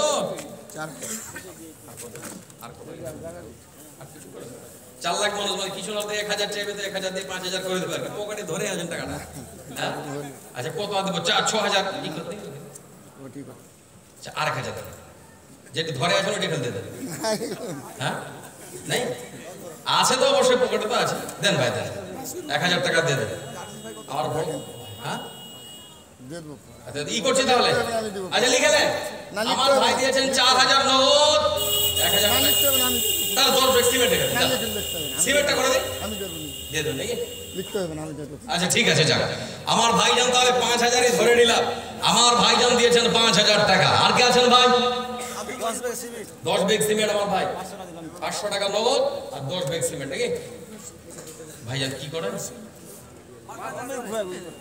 নাসিরউদ্দিন ভাই মাখানা চাষ করে নাকি জি আপনাদের দিয়ে তো মাখানায় সব আপনারা বিখ্যাত হয়ে গেলেন মানে এক সময় আপনাদের এলাকা ছিল সেরকম কিন্তু এখন মানে জগন্নাথপুর আর আপনাদের হরিশ্চন্দ্রপুর আর ভালুকা মানে মাখনায় বিখ্যাত আপনারা আচ্ছা আব্দুল বারিক ভাই কই কই ভাইজান কই কোন দিক গেলেন গো আব্দুল বারিক ভাইজান কই চলে গেছেন নাকি আচ্ছা আব্দুল বারিক ভাই উনি নাকি উনি ওইটা 25 ব্যাগ আপনি ওখান থেকে বললেন নাকি তার 5 ব্যাগ করে 30 ব্যাগ করতেন ভাই 30 ব্যাগ করতেন একজন 50 ব্যাগ দিয়েছে ওটা জোড়া হয়ে যাবে কি জোড়া হয়ে যাবে 30 ব্যাগ যাক আলহামদুলিল্লাহ তো ভাইজান আশা করি বাড়ির স্ত্রীকে খুব ভালোবাসেন নাকি আর 5 ব্যাগ ভাই 35 ব্যাগ আর নিব না আলহামদুলিল্লাহ বলেন এবার 30 ব্যাগ এইবার তো ঝগড়া লাগিয়ে দিলাম আপনাদের বাড়িতে গিয়ে এবার দেখবেন আমার বউ এবার আপনার গাল বন্ধ করবে কিন্তু আমার জন্য 5 ব্যাগ চেয়েছিল তাও দিলে না তো 30 ব্যাগ করবো নাকি 30 বস্তা লিখে দেন 30 বস্তা হ্যাঁ আচ্ছা 500 টাকা আর 30 ব্যাগ সিমেন্ট আমার ভাই দিয়েছেন আল্লাহ তুমি কবুল করো আল্লাহুম্মা সাল্লি আলাইহি আল্লাহুম্মা বারিক আলাইহি খুব সুন্দর সুঠাম দেহের একেবারে তাগড়া মানুষ হ্যাঁ 20 বস্তা সিমেন্ট আমার ভাই দিয়েছেন 30 বস্তা আপনাকে 30 টাকা দেন যাও কাকা আচ্ছা ঠিক আছে তাহলে চাচা ভাই যে বাপটা হয়ে গেল না 25 বস্তা কেন আর 5 বস্তার জন্য সমান সমান রাজুলানি তাহাব্বানি ফিল্লাহ ইজতামা আলাইহি ওয়া তাফাররাকা আলাইহি 30 ব্যাগ নারায়ে তাকবীর আচ্ছা ইট ফিট কিছু লাগবে না ইট লাগবে না মানে সব প্লাস্টারের জন্যই লাগবে নাকি বালি দিলে লাগবে না বালি লাগবে আচ্ছা বালি কে দিবেন আছেন ফিরোজ ভাইয়ের মা দিয়েছেন 1000 টাকা মায়েরা যারা আছেন আমার বিশ্বাস 12 মাসে 12000 1000 টাকা আল্লাহর অ্যাকাউন্টে আর 11000 টাকা আপনাদের অ্যাকাউন্টে আচ্ছা 4000 টাকা দিয়েছেন